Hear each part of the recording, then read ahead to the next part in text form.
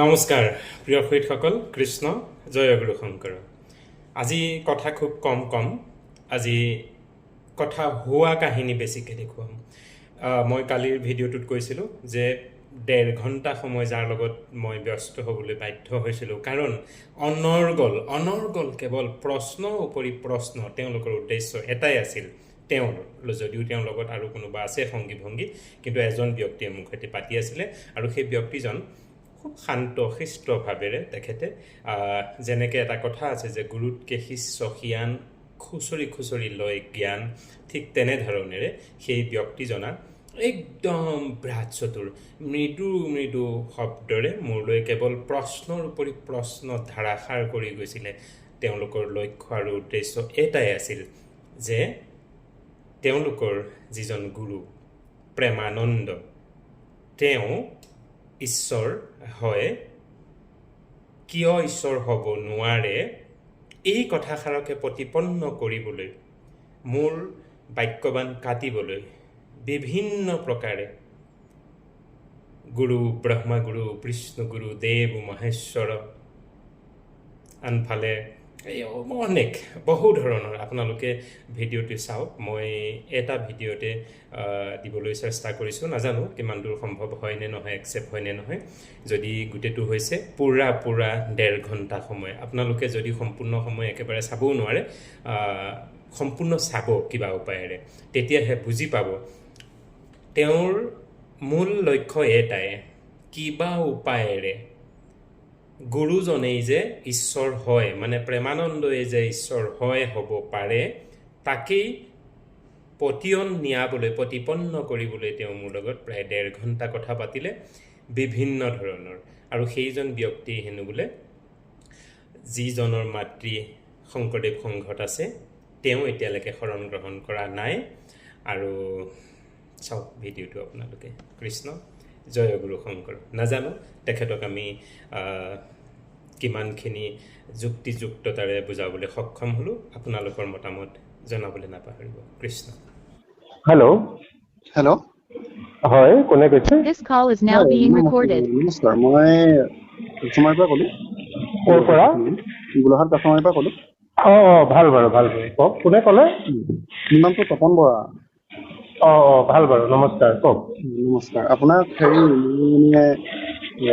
হেৰিৰ জৰিয়তে পালোঁ, মোৰ লগৰ এজনে আপোনাৰ ভিডিঅ' পঠিয়াইছিলে মোলৈ ফেচবুকত। আচ্ছা, মই মানে অকণমান দুধুৰ-মুধুৰত পৰি আছোঁ। আপুনি শংকৰী সংঘ নহয় জানো?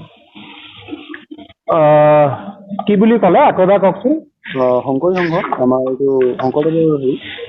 মই শংকৰদেৱ সংঘৰ নহয়, শংকৰদেৱ সেৱক সংঘ নামেৰে এটি সংঘৰ আমি নাম কীৰ্তনীয়া মহাপুৰুষ ক্ৰিয়া ধৰ্মৰ। আচ্ছা। আমাৰ মানে হেৰিও মা দেউতাও তেনেকুৱাই, কিন্তু মই মানে এতিয়ালৈকে শৰণ লোৱা নাই। মই তাকে দুধুৰ-মুধুৰত পৰি আছো যে গুৰু কেনেকে বাচো এতিয়া, শৰণ ক'ত লওঁ। মানে মা দেউতাই কয় মোক যে হেৰিতে লওঁ, এনেকে আমাৰ লগতে শৰণাচাৰ্য আহিব, লৈ যাম, তেনেকে কয়। মই মানে এতিয়া বহুত বছৰ বাহিৰত থাকিলো, সেইটো কাৰণে মানে বহুত কথা শিকিলো, বহুত দেখিলো, সেইটো কাৰণে কিছুমান মানে মনত সন্দেহ কিছুমান জন্মে যে হয় জানো কথাবোৰ যেনেকে কয়। তেতিয়া মই মানে আপোনাৰ কি কয় এইটো, বহুত দিনৰ আগতে, আজি ধৰি লওক বহুত দিন নকওঁ, 2 বছৰমান আগতে মোক মানুহ এজনে এইবোৰ যেতিয়া মানে ইজন সিজনৰ লগত কথা পাতোতে এজন মানুহে মোক কৈছিলে, আপুনি যাৰ কথা কৈছিলে যে কি আছিলে বৰপেটাত থকা ধৰ্ম এটা আছিল নতুন যে, এইটো আপোনাৰ গুৰু কৃষ্ণ নে কি আছিলে যে, প্ৰেমানন্দ। সেই তেওঁলোকৰ ধৰ্মত যেনিবা মোক কৈছিলে, তেওঁলোকৰ তালৈ লৈ গৈছিলে। মই এনেই ফলো কৰিলো, আশ্ৰমখন ঘূৰি আহিলো। তাৰ পাছতে ভাবিলো যে ঠিক আছে, যদি চব ঠিক ঠাকে হয় ইয়াতে ল'ম। তাৰ পাছতে ঘপকে লগৰ এটাই মোক ভিডিঅ'টো পঠিয়ালে, তইতো এনেকে ভাবি আছিলি, চাচোন চা বোলে। মই দেখিলো যে আপুনি কিছুমান কথা কৈছে তেওঁলোকৰ বিষয়ে। এতিয়া সেইবোৰ কথা যদি সঁচা বুলি প্ৰমাণিত হয়, তেতিয়া মানে মই আৰু বেলেগ কথা ভাবিম আৰু। ইতিমধ্যে আপুনি তাত শৰণ গ্ৰহণ কৰিলেগে নে নাই? নাই, মই চাইহে আহিছোগে। কাৰণ মোৰ এতিয়াও সংশয় বহুত জেগাত আছেই মানে। সৰুৰ পৰা মই গৈছো বহুত জেগাত গৈছো, বহুজনৰ ব্যাখ্যা চাইছো, ভাগৱত ইত্যাদিৰ, কিন্তু মানে নিজেও দুই এখন পঢ়িছো যদিও ধৰ্মীয় গ্ৰন্থ পঢ়িছো, কিন্তু তথাপিও মানে সংশয় কিছুমান দূৰ হোৱা নাই মোৰ। আচ্ছা আচ্ছা আচ্ছা। এতিয়া বাৰু যি কি নহওক, আপোনাৰ নামটো কি বুলি ক'লে? নামটো তপন বৰা। তপন বৰা। আৰু কোন জিলাৰ কোন গাঁৱত ঘৰ আপোনাৰ? মোৰ কাছমাৰী, গোলাঘাট জিলা। আচ্ছা আচ্ছা। আৰু আপোনাৰ দেউতা শ্ৰীমন্ত শংকৰদেৱ সংঘৰ সংগী নহয় জানো? হয় হয়, দেউতা অ ঢুকাইছে। অ অ অ আচ্ছা। হেৰি, আপোনালোকৰ প্ৰাথমিকখনৰ নাম কি? আমাৰ কাছমাৰী। ন, কাছমাৰী আপোনালোকৰ গাঁওখনৰ নাম। এনেই শংকৰদেৱ সংঘৰ হেৰি, আমাৰ যোনটো কি কয় আপোনাৰ প্ৰাথমিকটো, অ কাছমাৰী প্ৰাথমিকেই হয়। আচ্ছা আচ্ছা, বাৰু যি কি নহওক। এতিয়া মানে আমাৰ প্ৰথমত গাঁওখন আগতকে ডাঙৰ গাঁও যে, সেইটো কাৰণে আমাৰ গাঁওখনৰ মানে নামতেই দি থোৱা হৈছে এইটো প্ৰাথমিক। আচ্ছা আচ্ছা। আপোনালোকৰ প্ৰাথমিকখনত কিমান ঘৰ মান মানুহ আছে? এতিয়া সেইটো মইতো ভালকে নাজানিম, মানে মই ইমান এনেই ভাওনা ইত্যাদিতহে মই যাওঁ, এতিয়ালৈকে শৰণ লোৱা নাই যে। এতিয়া ঘৰতো এতিয়া ক'ত নাযাওঁ আছে? এতিয়া ক'ত আছে আপুনি? মই এতিয়াতো ঘৰত নাই, মই এতিয়া কামৰ সম্বন্ধত গুৱাহাটীত আছো। অ আচ্ছা। বেয়া নাপায় যদি আপোনাৰ বয়স কিমান এতিয়া? মোৰ এতিয়া বয়স বেছি হোৱা নাই, মোৰ এতিয়া 25 আপোনাৰ শেষ হবলৈ মানে আচ্ছা, বিয়া বাৰু পতা হ'ল নে নাই? নাই নাই, মোৰ বিয়া বাৰু পতা হোৱা নাই। অ আচ্ছা আচ্ছা। বাকী গাঁৱলে বছৰে যোৱা হয় নে কি? গাঁৱলৈ এনেই বছৰেকৰ মূৰতহে যোৱা হয়। ইয়াত মানে কামৰ ধৰি লওক ছুটি নিদিয়ে, এতিয়া ফেক্টৰীত কাম আছে ইয়াত। তেনেকুৱা হয় বাৰু। বাকী ঘৰত কোন কোন আছে আপোনাৰ? দেউতাটো নাই বুলি ক'লে। দেউতা নাই, মোৰ ভন্টি আছিলে, অ ভন্টিক বিয়া দিলো। মোৰ এতিয়া মা আছে আৰু ময়ে আছো ঘৰত। মা উম আৰু মানে ঠিকে ঠাকে আছে, সেইটো কাৰণে অকলে এতিয়া ঘৰখন, আৰু ভন্টি বৰ দূৰলৈ বিয়া হোৱা নাই, সেইটো কাৰণে মাজে মাজে আহে। আচ্ছা আচ্ছা। অ আচ্ছা। বাকী কি বুলি কয়, এনেই প্ৰেমানন্দৰ আশ্ৰমলৈ আপুনি কেইবাৰ যোৱা হ'ল জীৱনত? এতিয়ালৈকে আশ্ৰমৰখনলে মানে 3বাৰ মান গৈছো। এবাৰটোতো লৈ গ'ল, তাৰ পাছত অ মানে আশ্ৰমৰ পৰিৱেশটো ভাল লাগিলে, আৰু ইয়াত গুৱাহাটীৰ পৰা বৰ বেছি দূৰ নহয়। আচ্ছা। মানে ধৰি লওক, যেতিয়া লগৰ বিলাকে কয় বই বোলে ক'ৰবাত ফুৰিবলৈ যাওঁ, আজি কামৰ ছুটি পাইছো, দুজনমান কামতে লগৰো আছে। জেগাখিনি ভাল বুলি শুনিছো বাৰু, এটা পৰিৱেশ ব্যৱস্থা ৰাখিছে, গতিকে চাব যাব পাৰিম আৰু, ভাল কথা। বাকী 3বাৰ মান গৈ পেলাই কেনেকুৱা কি দেখা হোৱা হ'ল, পোৱা হ'ল? ভিতৰত এতিয়া মানে মই এতিয়া অহৰীয়া মানুহ যে, সেইটো কাৰণে কীৰ্তন ঘৰে তেনেকে সোমাইতো পোৱা নাই, মানে নিজৰে অকমান বেয়া লাগেতো। আনৰ জেগাত ঘপকে সোমাই, বা মই বা কি কৰি পাওঁ, সেইটো কাৰণে মানে বাহিৰে বাহিৰে চাইছো, বাহিৰে বাহিৰে মানে আহিছো। বাহিৰে বাহিৰে বস্তুখিনি ভাল লাগিছে আৰু। হয়, পৰিৱেশটো এনে মানে ধুনীয়া আৰু, ধৰি লওক ইউনিভাৰ্চিটি আছে কাষতে। ভাল ভাল ভাল ভাল। বাকী তাৰ ভকত বৈষ্ণৱ সেৱকসকলক লগ পোৱা নাই জানো? ভকত বৈষ্ণৱক তেনেকে লগ পাইছো, কিন্তু মানে এনে ধৰি লওক কোনজন বা আশ্ৰমত থাকে, আৰু কোনজন বা তাত ফুৰিবলৈ আহিছে, মানে তাত মানে ধৰি লওক ভকতৰ সাজ চলিয়ে থাকে, যেতিয়াই দেখো, যেতিয়াই যাওঁ। আচ্ছা আচ্ছা। মানে সেই আশ্ৰমখনৰ পোনপটীয়াকে কোনো ব্যক্তিৰ লগত মুখামুখি হোৱা নাই?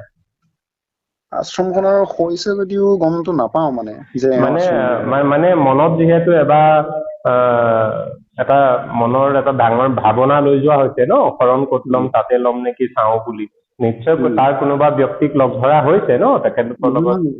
তেওঁলোকৰ মানে আমাৰ গাঁৱৰে তেওঁলোকৰ ভকতো আছে, সেই আচ্ছা আচ্ছা ভকতে লৈ গৈছিলে। মই তেওঁলোকৰ কিবা পাল নাম চলে চাগে। আচ্ছা আচ্ছা। সেইটো সময়ত মানে ঘৰতে আছিলো, তেতিয়া ক'লে বই বোলে তই ইমান হেৰি কৰি আছ, লৈ আহোগে।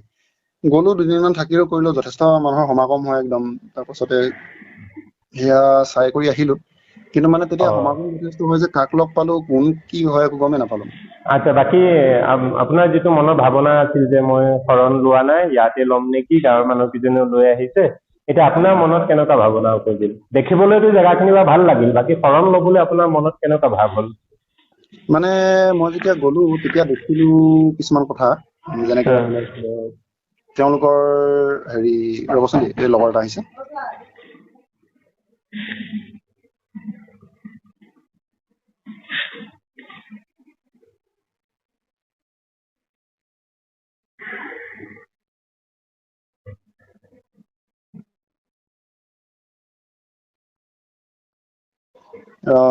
হেৰি, বেয়া নাপাবচোন দেই, এই লগৰজনে হেৰি, আপুনি কৈছিলে মানে হেৰি, আপোনাৰ প্ৰশ্নটো ঘপককে পাহৰি গলো।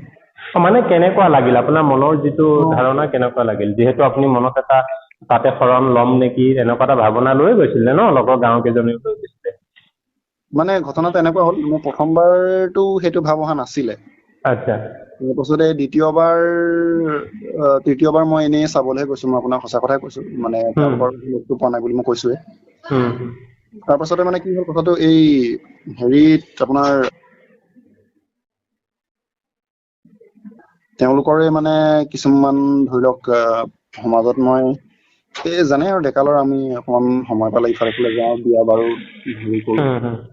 আমাৰ নিজৰো হেৰিলৈ গৈছিলো, তেতিয়া দেখিলো যে মানে কি হয় আপোনাৰ ধৰি লওক তেওঁলোকৰ যোনটো ভকতসকলৰ মাজত হেৰিটো আছে, কি ক'ম, একতা এটা আছে, বা তেওঁলোকে এক গুৰুক মানে এদিন আৰু এটা কথা হ'ল, আমাৰ ইয়াত ওচৰতে মানে হেৰি হ'ল, এই আমাৰ মা দেউতাহঁতেও এতিয়া মানে দেউতা থাকোতেও নাছিলে, আৰু এতিয়া মাও মানে ধৰি লওক পূজা পাতল এইবোৰ বলি বিধান যিহেতু বিৰোধিতা কৰি থৈ গৈছে, গতিকে আমি সেইটো হেৰিয়ে পালন কৰো। এতিয়া মই যদি শৰণ লোৱা নাই, সেইটোৱে পালন কৰো। এতিয়া মানে তেওঁলোকে আৰু এদিন ঘপকে মানে কিবা এটা হ'ল, কোনোবা এজনে সেই ক'ৰবাত পূজা পাতলত গৈ কিবা এটা খাই আহিলে, কিবা এটা তেনেকুৱা মানে হ'ল। তেওঁলোকে ৰাতিয়ে, তাৰপাছতে মই সেই সময়ত তেওঁলোকৰ ঘৰতে আছিলো, মানে লগৰ ল'ৰা আছে, তাৰ লগতে কথা পাতি আছিলো। তেতিয়া ঘপকে ক'লে বোলে এনেকুৱা হ'ল। তাৰ পাছতে তেওঁলোকৰ সেইডোখৰ জেগাৰ যোনজন মূল আশ্ৰমখন নহয়, তেওঁলোকে কিবা বুলি কয়, মানে তেওঁলোকৰ যোনটো নামঘৰটো, তেওঁৰ যোনটো মূল মানুহজন আছে, মূল মানুহজনে ঘপকে ফোন কৰিলে। তাৰপিছতে ঘপকে ফোন কৰিলে, তাৰপিছতে কথা বতৰা পাতিলে, তাৰপিছত ক'লে এনেকে বিধান দিছে। মই সুধিলো আপোনালোকে কাক সোধে কথাটো? তাৰপিছত কৈছে বোলে নাই, আমি বোলে গুৰুজনক সুধো। মই বোলো কোন গুৰু? মই বোলো, তেতিয়া কৈছে বোলে নাই, আমাৰ হেৰিত তেওঁলোকৰ যোনজন মানে মূল গুৰু আছে, সেইজনক সুধিম বুলি ক'লে। মই বোলো আপোনালোকে গুৱাহাটীলৈ ফোন কৰে মানে, সেই তাত বৰপেটাত। আমাৰ যেতিয়া হলেও আমি হেৰি সমাধানবোৰ পাই যাওঁ, আৰু আমাৰ গুৰুজনে যিটোৱে সমাধান দিয়ে আমি মই সেই বস্তুটো মানে অকমান মোৰ এটা হেৰি অনুভৱ হ'ল। কাৰণ মানে মই যিটো দেখিছো যে সমাজত ধৰি লওক এতিয়া আমাৰ এইটো মোৰ নাজানো, কিন্তু মোৰতো পাৰ্চনেল অভিজ্ঞতা হয়, যে আমাৰ ইয়াত দেখিছো সমাজত মানে কি হয়, ইয়াত 10জনে 10টা কথা কৈ দিয়ে আমাৰ সমাজত। মাৰ লগত যাওঁতে কেতিয়াবা মানে দেখো যে 10জনে 10টা কথা কয়, এতিয়া কাৰটো মানিব কি কথা। সময়ত ধৰি লওক সদায় শৰণাচাৰ্যজনো নাথাকে, কিন্তু তেওঁলোকৰ ধৰি লওক গুৰুজনে যিটো আদেশ দিয়ে, আৰু সেইটো মানে একদম তেওঁলোকে শিৰোধাৰ্য কৰি একদম লৈ লয় কথাটো। তেতিয়া মই দেখো যে তেওঁলোকে দেখোন মানে যথেষ্ট হেৰি মানে কাঢ়া নীতি নিয়মত চলে। তেনেকুৱা ধৰি লওক কাঢ়া নীতি নিয়মত চলা মোৰো ভাল লাগে, যে চবৰ মাজত মিলটো থাকক, সেই তেনেকুৱা কিছুমান কথা ভাবিলো মই। সেইটো কাৰণে আচ্ছা, এই যে কি বুলি কয়, সেই কিবা অন্য পূজা খাবলৈ যোৱা মানুহজনৰ ওপৰত কি বিধান দিলে পিছত তেখেতে? তেওঁলোকক বিধান দিয়া হ'ল যে প্ৰথমতে কিবা নাম এষাৰ পাতিব দিলে নেকি, তাৰ পাছতে মানে এবাৰ আকৌ গুৰুজনৰ ওচৰলৈ যাবলৈ ক'লে তাত। তাৰপিছতে মানে কোনটো আগত হ'ল নাজানো, আগত গৈ আহি নামষাৰ পাতিলে নে নামষাৰ পাতি গ'ল জানো, কোনোবা আগা পিছা হ'ল। তাৰ পাছতে মানে পাছত শুনিলো, আৰু মই সুধিলো লগৰটোক, মানে আগ্ৰহ জন্মাটো, কি বুলি ক'লে মোক গুৰুৱে? তেতিয়া কৈছে নাই বোলে, গুৰুদেৱে এইবাৰ এনেকে কৈছে যে এনেকুৱা যাতে হ'ব নালাগে, আৰু মানে ৱাৰ্ণিং মানে ধৰি লওক কাঢ়াকে এটা কথা কৈছে যে এনেকুৱা যাতে নহয়। তাকে মই ভাবিলো, তেওঁলোকৰ যদি ইমান কাঢ়া নীতি নিয়ম হয়, তেতিয়া কথাটো ভালেই। আচ্ছা, তাৰপিছত এতিয়া শৰণ লোৱা হ'ল আৰু মানে তাতে? নাই, এতিয়া হোৱা নাই, কাৰণ মানে ঘটনাটো হ'ল আপুনি এতিয়া, মইতো শৰণ লোৱাৰ কথা ভাবি আছিলো। আচ্ছা, ৰ'বচোন, হেৰি আপোনালোকৰ ঘৰখন এতিয়া মানে, আপুনি বাৰু শৰণ লোৱা নাই, কিন্তু আপোনালোকৰ দেউতা নাই, বাকী মায়ে কৃষ্ণগুৰু সেৱাশ্ৰমৰে ভকত হ'ল আৰু এতিয়া ন? নহয়, আমাৰ মা আচ্ছা, শংকৰী সংঘতে আছে। আকৌ অলপ আগতে ক'লে কি এতিয়া তেওঁলোকৰ নিয়মতে পালন কৰে। নহয়, তেওঁলোকৰ নিয়ম ঘৰে মানে পালন কৰে। মই ক'লো যে আমাৰ একেই, তেওঁলোকৰ লগতে নিয়ম মতে আমিও মানে যিহেতু শংকৰী সংঘৰে হয়, আমিও মানে পূজা পাতলত নাযাওঁ, বা এনেকে দেৱী পূজা, হোম যজ্ঞ ইত্যাদি আমাৰো মানে যোৱা মানা আছে। মায়ে মোক কয় যে নাযাবি, নহয়। তেতিয়া তেওঁলোকৰ একেই নিয়ম দেখো মই, তেওঁলোকো নাযায়, তেওঁলোকো নাখায়। সেইটো কাৰণে মানে মোৰ লগৰটোৰ লগত খুব মিলে, কাৰণ দুইজন সি মানে ভকতৰ ল'ৰা, হেৰি তেওঁলোকৰ কি কৃষ্ণ। আচ্ছা, তেওঁ হ'ল সেইপৰীয়া, আপোনাৰ বন্ধুজন, আৰু আপুনি সংগৰীয়া। মই নোৱাৰি, মোৰ মাহে মানে, মই এতিয়ালৈকে শৰণে লোৱা নাই। মই সেইটো কাৰণে ভাবিছিলো যে আচ্ছা, এতিয়া মনত আপোনাৰ কেনেকুৱা ভাৱ হৈছে? আপুনি মাৰ পন্থতে মানে সংঘৰতে শৰণ ল'ব নে আপুনি কৃষ্ণগুৰু সেৱাশ্ৰমত শৰণ ল'ম বুলি ভাবিছে? সেইটোৱে মই এতিয়া সংশয়ত আছো। কাৰণ মানে এই কথাটো কি হ'ল, মইতো ভাবিছিলো কৃষ্ণগুৰু সেৱাশ্ৰমৰ শৰণ ল'ম, কিন্তু উম, আপোনাৰ ভিডিঅ'টো চালো, তাত আপুনি ক'লে যে তেওঁলোকতো ভণ্ডগুৰু। মোৰতো ভয় হৈ গ'ল যে ভণ্ডগুৰু ওচৰজনকনো মই কেনেকে শৰণ ল'ম। এতিয়া কথাটো হ'ল যে মই এই ধৰি লওক কিছুদিনৰ আগতে হেৰি কাগজ পত্ৰ ইত্যাদি পঢ়িছিলো, বা উম, মই খবৰ ৰাখো মানে সেইবিলাক ওচৰে পাজৰে, যোনটো বস্তু ইণ্টাৰেষ্ট আছে। মোৰ ধৰ্মক লৈ খুব ইণ্টাৰেষ্ট আছে মানে, সেইটো উম, কাৰণে মই খবৰবোৰ ৰাখো। তাত গম পাইছিলো কিছুমান ভিতৰৰ কথা গম পাইছিলো, ক'বলৈ অকণ অশুৱনি হয় উম, আমাৰ শংকৰী সংঘৰ ভিতৰৰ কিছুমান কথা। সেইবোৰ গম উম। পাই মানে কিছুমান কথা মোৰ অকমান মানে তিতা লাগিছিলে মনটো। এতিয়া যেনে তেনেকুৱা? আপোনাৰ ধৰি লওক এইটো ক'বলৈ অকমান বেয়া হয়। নহয় কি, মানুহৰ যিটো হৈছে সমালোচনা আলোচনা কৰিবলৈ সেইটো কিহৰ বেয়া কথা? সেইটো যিটো হৈছে সেইটোতো আৰু কোনেও ঢাকি ৰাখিব নোৱাৰে। হয় হয়, সেইটো তাকে। ঢাকি ৰাখিব পৰা নহয়ও বাৰু। কাকততে মই অ', কথাটো কৈছিলো যে উম, এজন মানে ভকত এজনে চিঠি এখন দিছিলে, মুকলি চিঠি উম, এখন দিছিলে এই সম্পাদক এজনলৈ। উম, ভিতৰ চোৱাত মানে ভীষণ অনিয়মৰ কিছুমান হেৰি সৃষ্টি হৈছে। উম, কাৰণ আপুনিতো জানেই চাগে যে আমাৰ শৰণাচাৰ্য আৰু হেৰিটো যিখন সত্ৰাধিকাৰ তেওঁলোকক ইলেকশ্যনৰ মাজেৰে হেৰি কৰিব উঠোৱা হয়। তাত উম, মানে ইলেকশ্যনৰ মাজৰ কিছুমান এনেকুৱা কথা শুনিছিলো যে, মানে শুনিছিলো নহয়, তাতে লিখাই আছিলে, ভিতৰৰ ভকত এজনে লিখা চিঠিখন, যে কিছুমান ধৰি লওক এনেকুৱা মাজত মানুহ মিলনৰ সৃষ্টি হয় তেওঁলোকৰ মূল মানুহখিনিৰ মাজতে। কোনোবা এজনে হেৰি দিয়ে, কি কয় আপোনাৰ ভাবুকি দিয়ে যে নাই মই যদি এবাৰ নিজিকো চাবি কিন্তু মই বোলে বেলেগ এটা হেৰিহে গৈ পিনে মাক ফুকিমগে বুলি, মানে বেলেগ কোনোবা হেৰিহে হেৰি কৰিমগে। মই উম, তেতিয়া দেখিলো দেখোন ওপৰৰ মানুহখিনিৰে যদি ধৰ্মটোৰ প্ৰতি কোনো আগ্ৰহ নাই, তেওঁলোকে যদি উম, কেৱল অকল এটা পদৰ কাৰণে যুঁজি আছে, উম, তেওঁলোকে যিসকলে মানে ধৰি লওক সমাজখন আগুৱাই নিব লাগে। এতিয়াতো আমি এইটো সাধাৰণ কৃষ্ণ ব্যক্তি, আমি এতিয়া সেইটো সংঘত গৈ পেলাই আমাৰ জানো কিবা লাভ হব? ভক্তি কৰা আমাৰ হেৰিটো হব জানো? কাৰণ যোনখিনি গুৰিয়াল উম, খিনি যদি নাওখন ঠিককে নিনিয়ে, আমি ওপৰত উঠি থকাখিনিতো কোনোবা এদিনাখন ডুবিব লাগিব। সেই কথাটো মই ভাবিলো।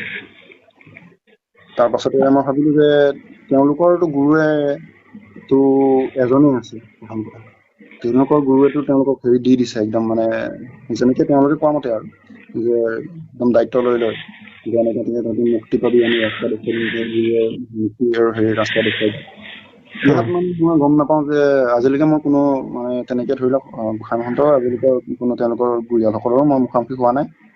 কিন্তু তেওঁলোকক মানে আজিলৈকে কোৱা হোৱা নাই যে, শুনা নাই যে মুক্তি মোক্ষ কেনেকে হ'ব আমি শিকাম আহ, তেনেকুৱা কথাটো শুনা নাই পাব্লিকলি। চ' মোৰ সেই তাৰ পৰাও মানে মই কথাটো ভাবিলো যে নাই, এওঁলোকে যে ক'ব পাৰিছে, যোনে গেৰাণ্টি লৈছে তাৰ ওচৰতে এবাৰ গৈ চোৱাটো ভাল। কিন্তু এতিয়া ঘটনাটো হ'ল আপুনি ভণ্ড বুলি কৈ দিলে যে, সেইটো কাৰণে মানে মোৰ অকমান হেৰি জন্মিছে। আপোনাৰ ওচৰত কি মানে তথ্য প্ৰমাণ আছে নেকি? আচ্ছা আচ্ছা, হেৰি কি বুলি কয়, এই মই এই কথাটো এবাৰহে সুধিছো, এই যিজন ব্যক্তি ধৰি লওক কিবা সেইখন দিছিলে কিবা পদবীৰ কাৰণে এনেকুৱা কৰিম তেনেকুৱা, সেইটো আপোনালোকৰ হেৰিয়ে নেকি, আঞ্চলিকৰে নেকি? নহয় নহয়, এইটো সম্পাদকলে লিখা মুকলি চিঠি এখন আছিলে। মানে আপোনালোকৰ প্ৰাথমিকৰ মানুহে? নহয় নহয় নহয়, মই কাকতত পঢ়িছিলো। কোনখন অসমীয়া কাকত আছিলে জানো, দৈনিক অসম নে কোনোবাখনত আছিলে, তাত মুকলি চিঠি এখন দিছিলে। উম, ভকতজনে মানে নিজৰ নামটো উল্লেখ কৰা নাছিলে। তেওঁ ভকতজন মানে ধৰি লওক গুৰুজনৰ প্ৰতি যথেষ্ট তেওঁ শ্ৰদ্ধা ভক্তি আছে, উম, যিটো শংকৰ গুৰুজনক ময়ো কৰো। কাৰণ শংকৰ উম, গুৰুজনক হয় তেনেকুৱা যে তেওঁক আপুনি শ্ৰদ্ধা ভক্তি কৰিব লাগিব।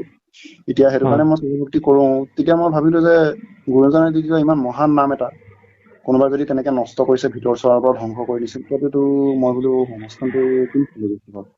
কিন্তু মানে এতিয়া ধৰি লওক কোনো পঢ়া শুনা কৰা ল'ৰা, গতিকে চিন্তা কিছুমান হয় তেনেকুৱা ধৰণৰ। যেতিয়া আমি আচ্ছা, এতিয়া কথা হ'ল, আচ্ছা এই যিখন চিঠিখন আপুনি পঢ়িছিলে জানিছিলে, পিছত হয় সেই বিষয়টো আৰু কি হ'লগে গম পায় নেকি? সেই ব্যক্তিজন কলৈ গ'ল, সেই সমাজতে আছে নে বেলেগলৈ গ'ল নে কি হ'ল, তেওঁ পদোন্নতি হ'ল নে পদচ্যুত হ'ল, তেনেকুৱা কিবা জানে নেকি? তেনেকুৱাতো তেনেকে মোৰ ওচৰত একো খবৰ নাই। কিন্তু যোনজনে লিখিছিলে সেইজন মানে ওপৰৰ ভকত নাছিলে। তেওঁ মানে সাধাৰণ ভকত এজনে আছিলে, যদিও ভিতৰৰ হয় হুম সংঘৰ হুম ভিতৰত। তেওঁ মানে সাধাৰণ কোনোবা ভকত এজন আছিলে চাগে, কাৰণ তেওঁ মানে নিজৰ নামটোও দিয়া নাছিলে, বেনামী চিঠি এখন দিছিলে। আচ্ছা, তেতিয়াহ'লে গম পোৱা গৈছে এইটো কোনোবা এজন নিম্ন চিন্তাধাৰাৰ ব্যক্তি হ'ব লাগিব, যদি নিজৰ নামটোও দিয়া নাই। আৰু এইখিনিতে কৈ থওঁ, এনেধৰণৰ যিবোৰ বিত্তীয় কেলেংকাৰী বা পদবীৰ কেলেংকাৰী, কেলেংকাৰ বুলি কৈছো, এইটো সকলোতে আছে, নথকা নহয়। এতিয়া কথা হ'ল এনেকুৱা ধৰণৰ কিছুমান মূৰ্খ মানুহেও নিজকে পণ্ডিত সজায়, যিহেতু যেতিয়া নেতৃত্ব ল'বলৈ যায়, গতিকে তেখেতক এজন মূৰ্খ, কথাটো কৈছো, এজন কম জ্ঞানী ব্যক্তিক ধৰি লওক আপুনি জানে আপোনাৰ গাঁৱৰ 10টা ল'ৰাৰ মাজত কোনজন ল'ৰা বিশেষ চালাক, চতু বা বুদ্ধিমান জ্ঞানী ল'ৰা, সেইটো আপুনি বেছ জানে। কিন্তু আপুনি এইটোও জানে যে কোনজন মানুহ অকণমান মানে বেঙা টাইপৰ, মানে ইয়াৰ সিমানখিনি নলেজ নাই ধৰি লওক, তেওঁ যদি উৎপাত কৰে যে এই পদটো মইহে ল'ম, এতিয়া আপুনি কওকচোন তেখেতক জানো পদটো দিব? নিশ্চয় নিদিয়ে, কাৰণ এখন ডাঙৰ ভৰা নাও পাৰ কৰি নিয়া কথা আছে, হয়নে? সকলোৱে ইচ্ছা কৰিলেইতো দিব নোৱাৰি, তাৰ কাৰণে তেওঁৰ গুণগত অৰ্হতাখিনি আছে নাই চাব। গতিকে প্ৰত্যেকটো অনুষ্ঠানতে এনেকুৱা নহয় যে তাতে আজি আপুনি যিটো অনুষ্ঠানৰ নিজৰ এটা সহযোগিতা দেখুৱাইছে তাতো যে তেনেকুৱা নাই নহয়। আজি মূল ব্যক্তিজন আছে, তাৰ তলৰ যিমানখিনি মানুহ আছে তেওঁলোকৰ মাজতো সেইখিনি তেনেধৰণে কিবা নিশ্চয় হয়, হয়তো বাহিৰলৈ প্ৰকাশ হোৱা নাই, অহা নাই। তাৰ মাজত যিমানখিনি বিষয়ববীয়া আছে সেইখিনিৰ মাজতো তেওঁলোকৰ দৰমহা আছে, এনেইতো কৰি নাথাকে, নিজৰ ঘৰ সংসাৰ আছে, হয়নে? গতিকে তেওঁলোকৰ মাজতো সেইবোৰ থাকিব। মানে মই এইটোহে ক'ব খুজিছো, ৰাজনীতি বুলি নহয়, সমাজনীতি নহয়, নিজৰ ঘৰখনতো সকলোতে তেনেকুৱা পৰিস্থিতি থাকে। নিজৰ পিতৃ মাতৃয়েও ধৰি লওক এনেকুৱা এটা ল'ৰাক হয়তো খোৱা বস্তুটো বেছিকে দিয়ে, সৰু বুলিয়ে মৰমতে বা ক্ষীণমিন বুলিয়ে, কিন্তু কাম কৰিবলৈ আকৌ যিটো চকত আবত তাকহে দিয়ে, যাচোন ডাঙৰটো কোলাটো ধৰগে বুলি। সৰু ল'ৰাটোৱে যদি যাম বুলি কয় কিন্তু তাক নিদিয়ে। নিদিয়া অৰ্থ এইটো নহয় যে সেই ঘৰখনত বেমেজালি আছে। দায়িত্বটো এনেকুৱা হয় যে ব্যক্তিজন যিটো পদলৈ যাব তেওঁ প্ৰকৃততে পাৰিবনে নোৱাৰে এটা ডাঙৰ অনুষ্ঠান চলাবলৈ। গতিকে এনেধৰণৰ ভেজালটোৱে বাৰু সেই অনুষ্ঠানটোৰ ভিতৰচোৱা বেয়া বুলি নুবুজায়। আনফালে টকা পইচাৰ লোভ লালসা কাৰ নাই? যদি টকা পইচাৰ লোভ লালসা নায়েই তেতিয়াহ'লে যিবোৰ দেখি আছো সেই বিতৰ্কবোৰ নহ'লেহেঁতেন। আৰু য'ত য'ত মানুহে অন্যায় কৰিছে, মানে টকা পইচা লোভ লালসা কৰিছে, সেয়া চৰকাৰী ঘৰে হওক কিংবা ধৰ্মীয় অনুষ্ঠানবোৰেই হওক, ৰাইজে সকলোবোৰ জানি আছে ন। আৰু ধৰ্মীয় অনুষ্ঠানবোৰে তাৰ বিহিত প্ৰমাণ আদি লৈ বিহিত ব্যৱস্থা লৈ তেওঁলোকক পদচ্যুত কৰিছে, কৰি নতুন নতুন পদবীও গঠন কৰিছে। গতিকে এটা ব্যৱস্থা চলাই নিবৰ কাৰণে কোনোবা এজন যদি বেয়া মানুহ থাকে, বাকী 100জন মানুহে তেওঁক অবজাৰভেশ্যন কৰিব, নিৰীক্ষণ কৰি তেওঁ সত্য যদি তেওঁ অপৰাধী হয় তেওঁক পদচ্যুত কৰে, তেনেকুৱা দেখিছো। তাতে আকৌ এজন ভাল ব্যক্তিক পদোন্নতি কৰে। গতিকে সেই বিষয়টোৱে আপোনাৰ ব্যক্তিগত ধৰ্মপন্থটোক ক্ষতি কৰিব নোৱাৰে, কথাটো বুজিলে? গতিকে আপোনাৰ মই সেই কথাটো ধৰি লওক নস্বাত কৰিলো যে তেনেকুৱা এটা কাৰণেই আপুনি তাত নাযাব। মই কোৱা নাই আপুনি তালৈকে যাওক, কিন্তু তেনেকুৱা এটা সমস্যা যে সেই আপুনি য'ত যাবলৈ ইচ্ছা কৰিছে তাতো নাই, আপুনি সেইটো নাজানিব। কাৰণ আপুনি যেতিয়া তাত গৈ সোমাব, তাৰ বিষয়ে জানিব, তাতো আপুনি পাব এনেকুৱা এখন সমস্যা। গতিকে এজন ব্যক্তিৰ ধৰ্মপন্থটো শুদ্ধ গতিত আগুৱাই নিবৰ কাৰণে এনেধৰণৰ সমস্যাবোৰে কোনো বাধকতা আনিব নোৱাৰে দেই। এতিয়া কথা হ'ল আপুনি মোক সুধিলে যে মোৰ ভিডিঅ'টোৰ পৰা আপোনাৰ মনত এটা সংশয় উপজিল। এতিয়া মোৰ ভিডিঅ'টো সম্পূৰ্ণ চাই আপোনাৰ মনত কি কি প্ৰশ্ন উঠিছে? মানে মোৰ প্ৰশ্নটো বহুত উঠি গ'ল ধৰি লওক। কাৰণ মই এজন নহয়, মই সঁচা কথা ক'ম, 3জন মানে মূল ব্যক্তিক মই খুব খুব ওচৰৰ পৰা অনুকৰণ কৰোঁ। তেওঁলোক অসমৰ নহয়, তেওঁ এজন আপোনাৰ সদগুৰু বুলি আছে, সদগুৰু ফাউণ্ডেশ্যনৰ মুৰব্বী। তাৰপিছত এজন হৈছে বৃন্দাবনৰ এজন গুৰু আছে, প্ৰেমানন্দজী মহাৰাজ বুলি কয়। তাৰপিছতে আৰু এজন আছে আপোনাৰ, সেইজন গুৰু নহয়, তেওঁ মানে আগতে IAS অফিচাৰ আছিলে। সেইজনে বৰ্তমান মানে ধৰ্মৰ ওপৰত বিভিন্ন ধৰণৰ চৰ্চা কৰে, বিভিন্ন ধৰণৰ আপোনাৰ ধৰি লওক ৰিচাৰ্চ কৰে। তেওঁৰ নামটো আচাৰ্য প্ৰধান। এই 3জনৰে মানে বেদ তথা পুৰাণৰ ওপৰত যিটো ভিত্তি, যিটো আপোনাৰ কি বুলি কম, যিটো ভাষ্য, সেইটো মতে মানে মই নিজেও মই ভাগৱতখনৰ ভাঙনি, ইস্কনৰ যোনটো ভাগৱতখনৰ গীতাৰ ভাগৱত ভাঙনিটো কৰিছিলো মই। ইস্কনৰটো উপস্থিত আপুনি জানে চাগে। এতিয়া ইস্কনৰ ভাঙনিটোত মই পঢ়োতে তেওঁলোকৰ ব্যাখ্যাৰ মাজত যথেষ্ট বুলি নকয়, তেওঁলোকৰ মানে ব্যাখ্যা প্ৰায় একেই। এতিয়া সেই ব্যাখ্যাটোৱে মই এতিয়া জানিব বিচাৰিছো, সেই ব্যাখ্যাটোৰে মানে কিছুমান কথা ধৰি লওক তেওঁলোকৰ মানে ভকতসকলৰ আপোনাৰ অকণমান মানে কিছুমান পাৰ্থক্য হৈ গ'ল। আপোনাৰ মই কেইটামান ভিডিঅ' দেখিছো য'ত আপোনাৰ কৃষ্ণৰ ভকতসকলেও কিবা এটা কৈছে, কিবা কিবি কৈছে চাগে ন আপোনাক? হয় হয়, তাত মই এইকেইটা ভিডিঅ' ইমান নাচালো। খালি মানে কথাটো কি আপোনাৰ মই এনে মূল হেৰি ধৰি লওক আপুনি ভাগৱত চাগৱত পাঠ কৰা সেইবিলাকে মূলকে চালো মই। এতিয়া মানে কথাটো হ'ল হেৰি আপোনাৰ তেওঁলোকতো বৈষ্ণৱতে নপৰিব জানো? পৰিব। এতিয়া মই আৰু এটা সুধো বাৰু, হেৰি আমাৰ অসমীয়া যিখনি শাস্ত্ৰ পুথি আপুনি কি কি অধ্যয়ন কৰিছে আজিলৈকে? মই তেনেকে অসমীয়া শাস্ত্ৰ পুথি ৰ'ব দেই,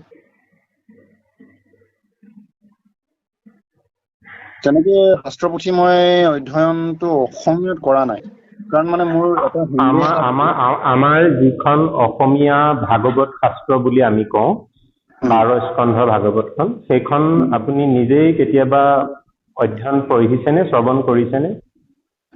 শ্ৰৱণটো কৰিছো কিন্তু অধ্যয়ন কৰা নাই, কাৰণ মানে মোৰ এটা ভয় হয় যে কোনোবাই যদি ভাগৱতখন ধৰি লওক আচল ভাগৱতখনৰ পৰা ভাঙনি কৰি আনিছে, সেই তুমি যে কিছুমান বস্তু নিজে সলাই দিয়া নাই, সেইটো কেনেকে সম্ভৱ হ'ব পাৰে? কাৰণ আপুনি এই কোনোবা এজনেতো হেৰি আপোনাৰ ভাগৱত লিখা এজন ঋষি এজন আছিলে, কি নাম আছিলে সেইজন? অকমান আগত কি ক'লে আপুনি? অসমীয়া ভাগৱতখন কিয় পঢ়া নাই, কিয় ভয় লাগে? মানে কিছুমান ধৰি লওক মানুহে সলনি কৰি দিব পাৰে ন। এতিয়া ধৰি লওক যোনখন ইস্কনৰখন হয়, ইস্কনৰ একদম আপোনাৰ তেওঁলোকে সম্পূৰ্ণ শ্ৰীকৃষ্ণৰ ওপৰতে তেওঁলোকে মানে নিৰ্লিপ্ত হৈ থাকে। গতিকে তেওঁলোকে যোনখন ভাঙনি কৰিছে হিন্দী, মই একদম ভাগৱতখন পঢ়াই নাই, মই আপোনাক সঁচা কথা কৈছো।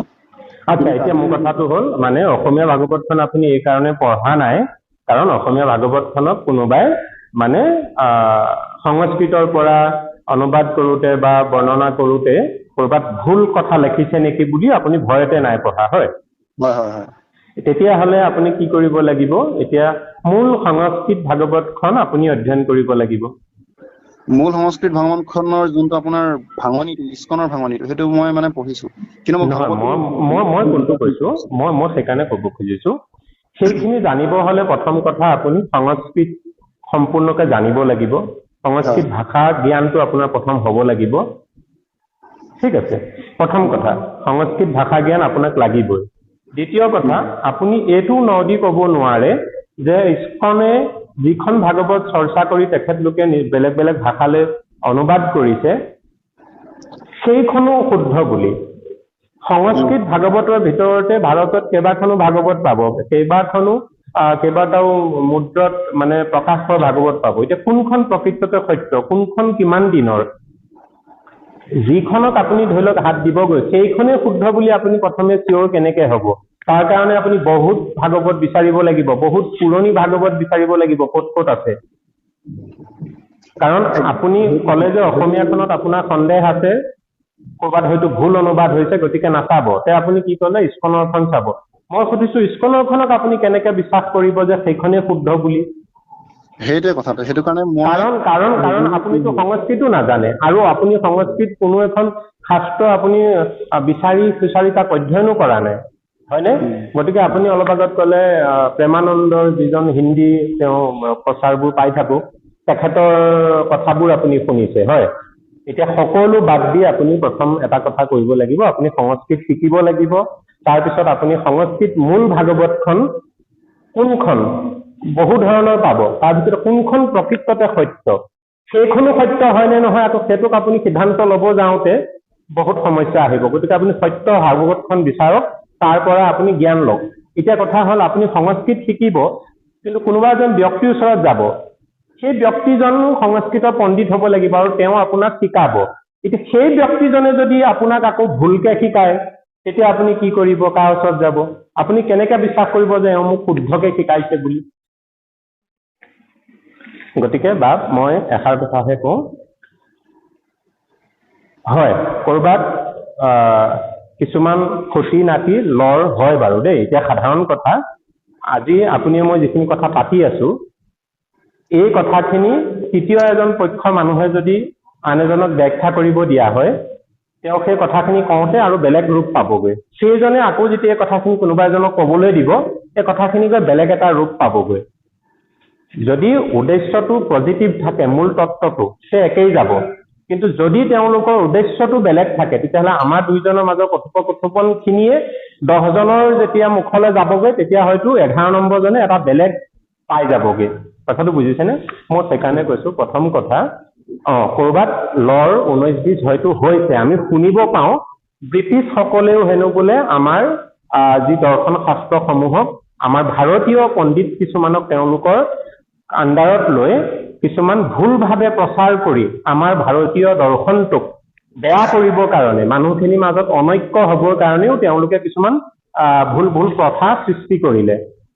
আমাৰ মানুহ তেনেকুৱা কিছুমান নাই জানো চৰকাৰৰ আণ্ডাৰত নিজৰ চাকৰিটো বচাই ৰাখিবৰ কাৰণে বা ধনৰ লোভত কিছুমান জাতিদ্ৰোহী কাম কৰি নাথাকে জানো? তেনেকেও হেনো বোলে ব্ৰিটিছৰ আণ্ডাৰত কিছুমান আমাৰ ভাৰতীয় পণ্ডিত মানুহ বিক্ৰী কৰিছিল, বিক্ৰী কৰি আচল বস্তুটোৰ পৰা নকল বস্তু কিছুমান প্ৰকাশ কৰি মেলি দিলে। ঠিক আছে, তেনেকুৱাও হৈছে। গতিকে এতিয়া আমি এইটোহে ক'ব লাগিব, ইমানবোৰ বিচাৰিলে মেলিলে সত্যটো আপুনি ক'তো নেপাব, আৰু আপোনাৰ সামৰ্থ্যও নাই বৰ্তমান আপুনি সংস্কৃত পণ্ডিত হৈ বিশেষ বিশেষ পণ্ডিতৰ লগত আপুনি তৰ্ক কৰি শাস্ত্ৰ অধ্যয়ন কৰি মূল পথটো বিচাৰিবলৈ। গতিকে মোৰ এটা উপদেশ এয়াহে, আপুনি য'তেই যায় শৰণলৈ লগগে, কিন্তু তাৰ আগতে আপুনি এজন অসমীয়া হিচাপে মহাপুৰুষ শ্ৰীমন্ত শংকৰদেৱক মানে অগ্ৰাহ্য কৰি দ্বিতীয় এজন কোনো পুৰুষ অসম মুলুকত আজিলৈকে ওলোৱা নাই। যিমানবোৰ ওলাইছে সকলোবোৰ তেৰাৰ সৃষ্টিৰাজিতেই দৰ্শনতেই কেৱল তেখেতলোকে ফুল ফুলাইছে, মানে নতুন নতুন ব্যাখ্যা কৰিছে।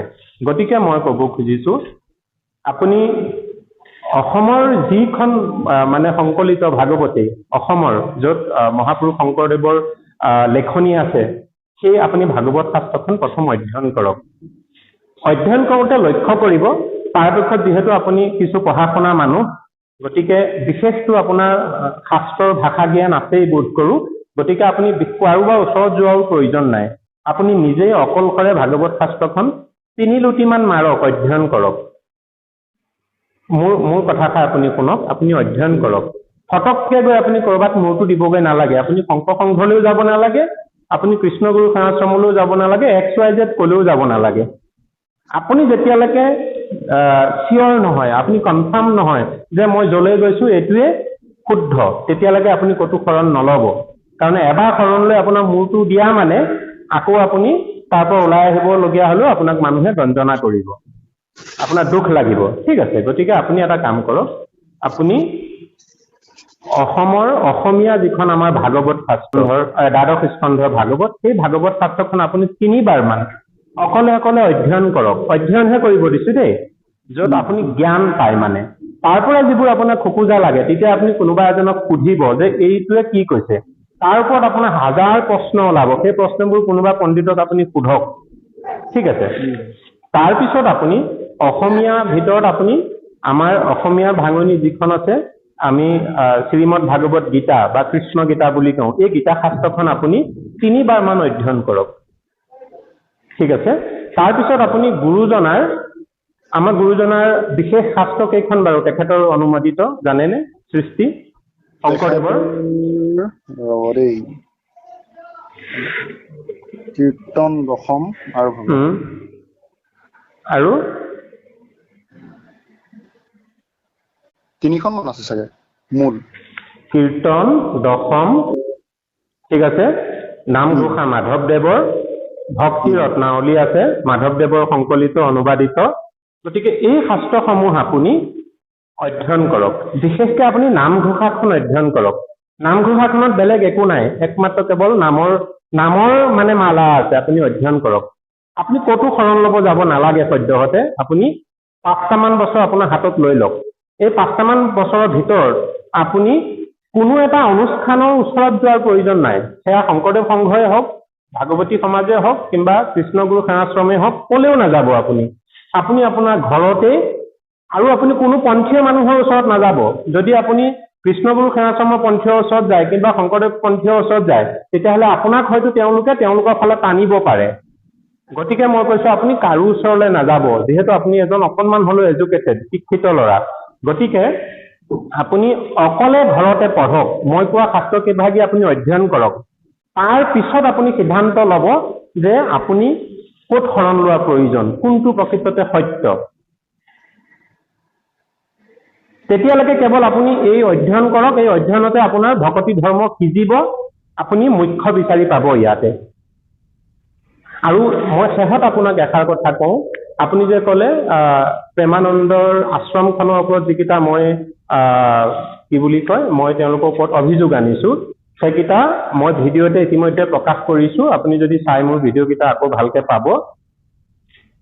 তেখেতলোকে ভণ্ডামি কৰিছে। ভণ্ডামি এয়ে যে মহাপুৰুষ শ্ৰীমন্ত শংকৰদেৱৰ সৃষ্ট তথা তেৰাৰ সময়ৰ সেই মহামনীষীসকলে অনুবাদ কৰা, সংকলন কৰা যিখন অসমীয়া ভাগৱত শাস্ত্ৰ, যিখন অসমৰ কাৰণে দাপোন, সেই ভাগৱত শাস্ত্ৰখনকে তেখেতলোকে কিছুমান কপিৰাইট কৰিছে, নিজৰ কিছুমান সাল সলনি কৰি পেলাই অপভ্ৰংশ কৰি তেওঁলোকে এখন ভাগৱত সাৰ বুলি সৃষ্টি কৰিছে।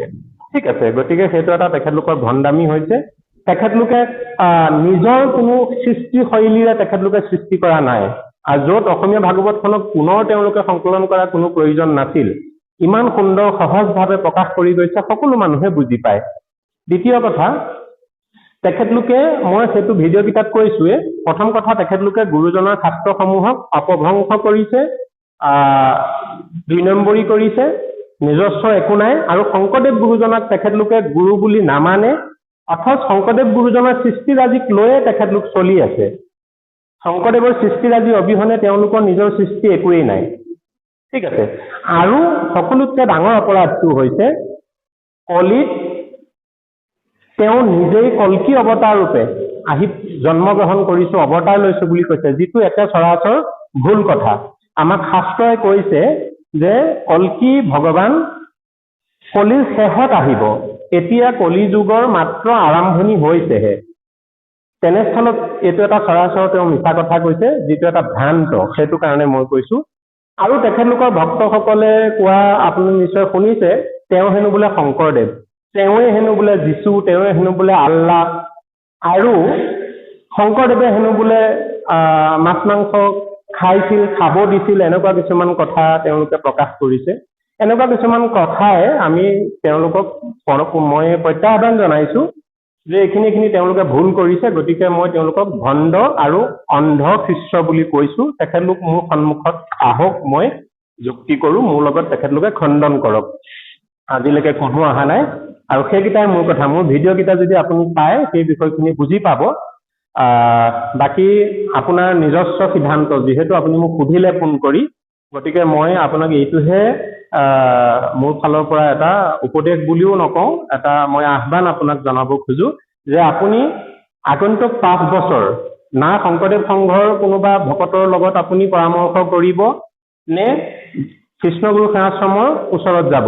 আপুনি অকলে আপোনাৰ ঘৰতে আপুনি অসমীয়া ভাগৱত শাস্ত্ৰখন তথা গীতা শাস্ত্ৰখন তথা নামঘোষা, কীৰ্তন দশম ৰত্নাৱলী, এই শাস্ত্ৰখিনি আপুনি অধ্যয়ন কৰক। আৰু এই শাস্ত্ৰকেইখন আপুনি আগন্তুক 5 বছৰৰ ভিতৰত অধ্যয়ন কৰাৰ পিছত দেখিব আপুনি এজন নিজে মহাপুৰুষলৈ পৰিৱৰ্তিত ঘটিব। আপুনি মানুহৰ ধৰ্ম কি, উদ্দেশ্য কি, কৰ্ম কৰ্তব্য কি ধৰ্ম মানুহৰ কি প্ৰয়োজন, এই গোটেই কথাখিনি বুজি পাব। আপুনি নিজেই বুজি পাব যে প্ৰকৃততে সত্য কি, আমি কি কৰাৰ প্ৰয়োজন, কলৈ যোৱাৰ প্ৰয়োজন। সেইবাবে গতিকে মোৰ পৰা এই কথাষাৰকে আপোনালৈ আগবঢ়ালো। বাকী আপোনাৰ কথা আৰু দেই। হয় হয়, তেওঁলোকে যোনখন ভাগৱতখন লিখিছে সেইখন শংকৰদেৱৰ পৰা মানে অনা ন? তেখেতলোকে আচলতে শুনক দেই, আজি অসমত বিভিন্ন সমাজ, তেওঁলোকে যোনখন আনিছে সেইখন মানে শংকৰদেৱৰ পৰা অনা ন? তাকেই কৈছো হয়। মানে মই কোনটো কৈছো, মূল পুৰাণৰ পৰাতো আনিব পাৰে, কাৰণ ভাগৱতখন মূল শ্ৰীমদ ভাগৱত পুৰাণ, 14 পুৰাণৰ মাজত শ্ৰীমদ ভাগৱত যোনখন পুৰাণ হয় সেইখনৰ পৰা অনা নহয় জানো মূল ভাগৱতখন? 14 পুৰাণ নহয় প্ৰভুজন, 18 পুৰাণ। ঠিক আছে, 18খন পুৰাণে 17খন হৈছে পুৰাণ। এই 18 নম্বৰ পুৰাণখনক মহাপুৰাণ বুলি কোৱা হয়। পুৰাণৰ সূৰ্য এইটো মহাভাগৱত বুলি কোৱা হৈছে। কি কলে? এইখন মহাপুৰাণ বুলি বাকীখন পুৰাণ, কিন্তু এইখন মহাপুৰাণ কি হয় হয় হয় হয় মানে আগৰ সেইকাৰণে কৈছো আপুনি প্ৰথমে অধ্যয়ন কৰক। এই যে 17খন পুৰাণ ব্যাসদেৱে লিখিছিলে, ৰচনা কৰিছিলে, এই পুৰাণ কেইখনত মাধৱদেৱেও আমাৰ বৰগীতত কৈছে যে পুৰাণৰ মূল সাৰ তত্ত্বটো হৈছে ৰাম নাম, ঠিক আছে। কিন্তু সেই ৰাম নামটো পাবৰ কাৰণে মনুষ্যসকলক বিভিন্ন ধৰণৰ বিধি বিধান দেখুওৱা হ'ল, যিবোৰ বিধি বিধানত বলি বিধানকে আদি কৰি কিছুমান দুষ্কাৰ্যও তেওঁ লিখিলে, আৰু সেইবোৰ কৰ্মৰ দ্বাৰা মানুহবোৰৰ মুকুতি গতিৰ বিপৰীতে অধোগতিহে হোৱা কৰ্ম তেওঁ কৰিলে। বিনিময়ত ব্যাসদেৱৰ কিছু মনৰ চঞ্চলতা আহিছিল। পুনৰ নাৰদ ঋষিৰ উপদেশত ব্যাসদেৱে এই 18 নম্বৰৰ যিখন পুৰাণ শাস্ত্ৰ, যাক ভাগৱত শাস্ত্ৰ বুলি কোৱা হয়, পুৰাণৰ সূৰ্য, গোটেই সকলোতকে শ্ৰেষ্ঠতম উন্নত একদম মূল এই শাস্ত্ৰখনত প্ৰকাশ কৰিলে, সেইখনকে ভাগৱত শাস্ত্ৰ বুলি কোৱা হয়। সেইকাৰণে কোৱা হয়, গতিকে এই শাস্ত্ৰখন মূল, এইখনত তেনেধৰণৰ কোনো বিশৃংখলতা আদি প্ৰকাশ কৰা নাই। গতিকে কোৱা হৈছে এই শাস্ত্ৰখন এতিয়া সংস্কৃতত আছিলে। সংস্কৃতত চাওক দেই, সেইখিনি সময়ত বহু পণ্ডিত আছিলে, সকলোৱে জানিছিল। যেনে এজন মাধৱদেৱো পণ্ডিত আছিল সংস্কৃতৰ, তেখেতে বলি বিধান কৰি আছিলে। কিন্তু শংকৰদেৱক লগ পোৱাৰ পিছত তেখেতে বলি বিধান ত্যাগ কৰিলে, শংকৰদেৱৰ শৰণ গ্ৰহণ কৰিলে, আৰু দুয়োজনে মিলি ভাগৱত ধৰ্ম, যিটো মূল নাম ধৰ্ম বুলি কোৱা, সেই নাম ধৰ্ম প্ৰচাৰ প্ৰসাৰত তেওঁলোকে আত্মনিয়োগ কৰিলে। আমাৰ জনকল্যাণৰ হকে ভাগৱত ধৰ্মটো প্ৰকাশ কৰি গ'ল। সেইটোকে আমি নাম ধৰ্ম বুলি কওঁ, বা এখন হৰিনাম ধৰ্ম বুলি কওঁ, যিটো বৈষ্ণৱী পন্থা, ঠিক আছে। গতিকে সেই সময়ৰ বিশাল বিশাল মানে যিসকল সংস্কৃত পণ্ডিত আছিল, তেখেতলোকে সকলো শাস্ত্ৰ জানিছিল, জানিও তেওঁলোকে খেলি মেলি কৰি আছিল। কাৰণ পূৰ্বতে যিখিনি শাস্ত্ৰ তেওঁলোকে অধ্যয়ন কৰিছিল, গোটেইখিনি মিলাই কৰি আছিল। ভাগৱতো পঢ়িছিল, কিন্তু মূল তত্ত্বটো তেওঁলোকে তাৰ পৰা নিৰ্ণয় কৰি মূল প্ৰকৃততে কি কৰিব লাগে সেইটো তেওঁলোকে সিদ্ধান্ত ল'ব পৰা নাছিল, যিটো মহাপুৰুষ শংকৰদেৱ অসম ভূমিত জন্মগ্ৰহণ কৰাৰ আগলৈকে বেবেৰীবাং হিচাপে চলি আছিল, আৰু যিটো এতিয়াও চলি আছে অসম মুলুকত। গতিকে আজি শংকৰদেৱ গুৰুজনাৰ ধৰ্ম আমি ইমান পালন কৰিব পাৰিছো নোৱাৰিছো, সেয়া আমাৰ দুৰ্বলতা, ঠিক আছে।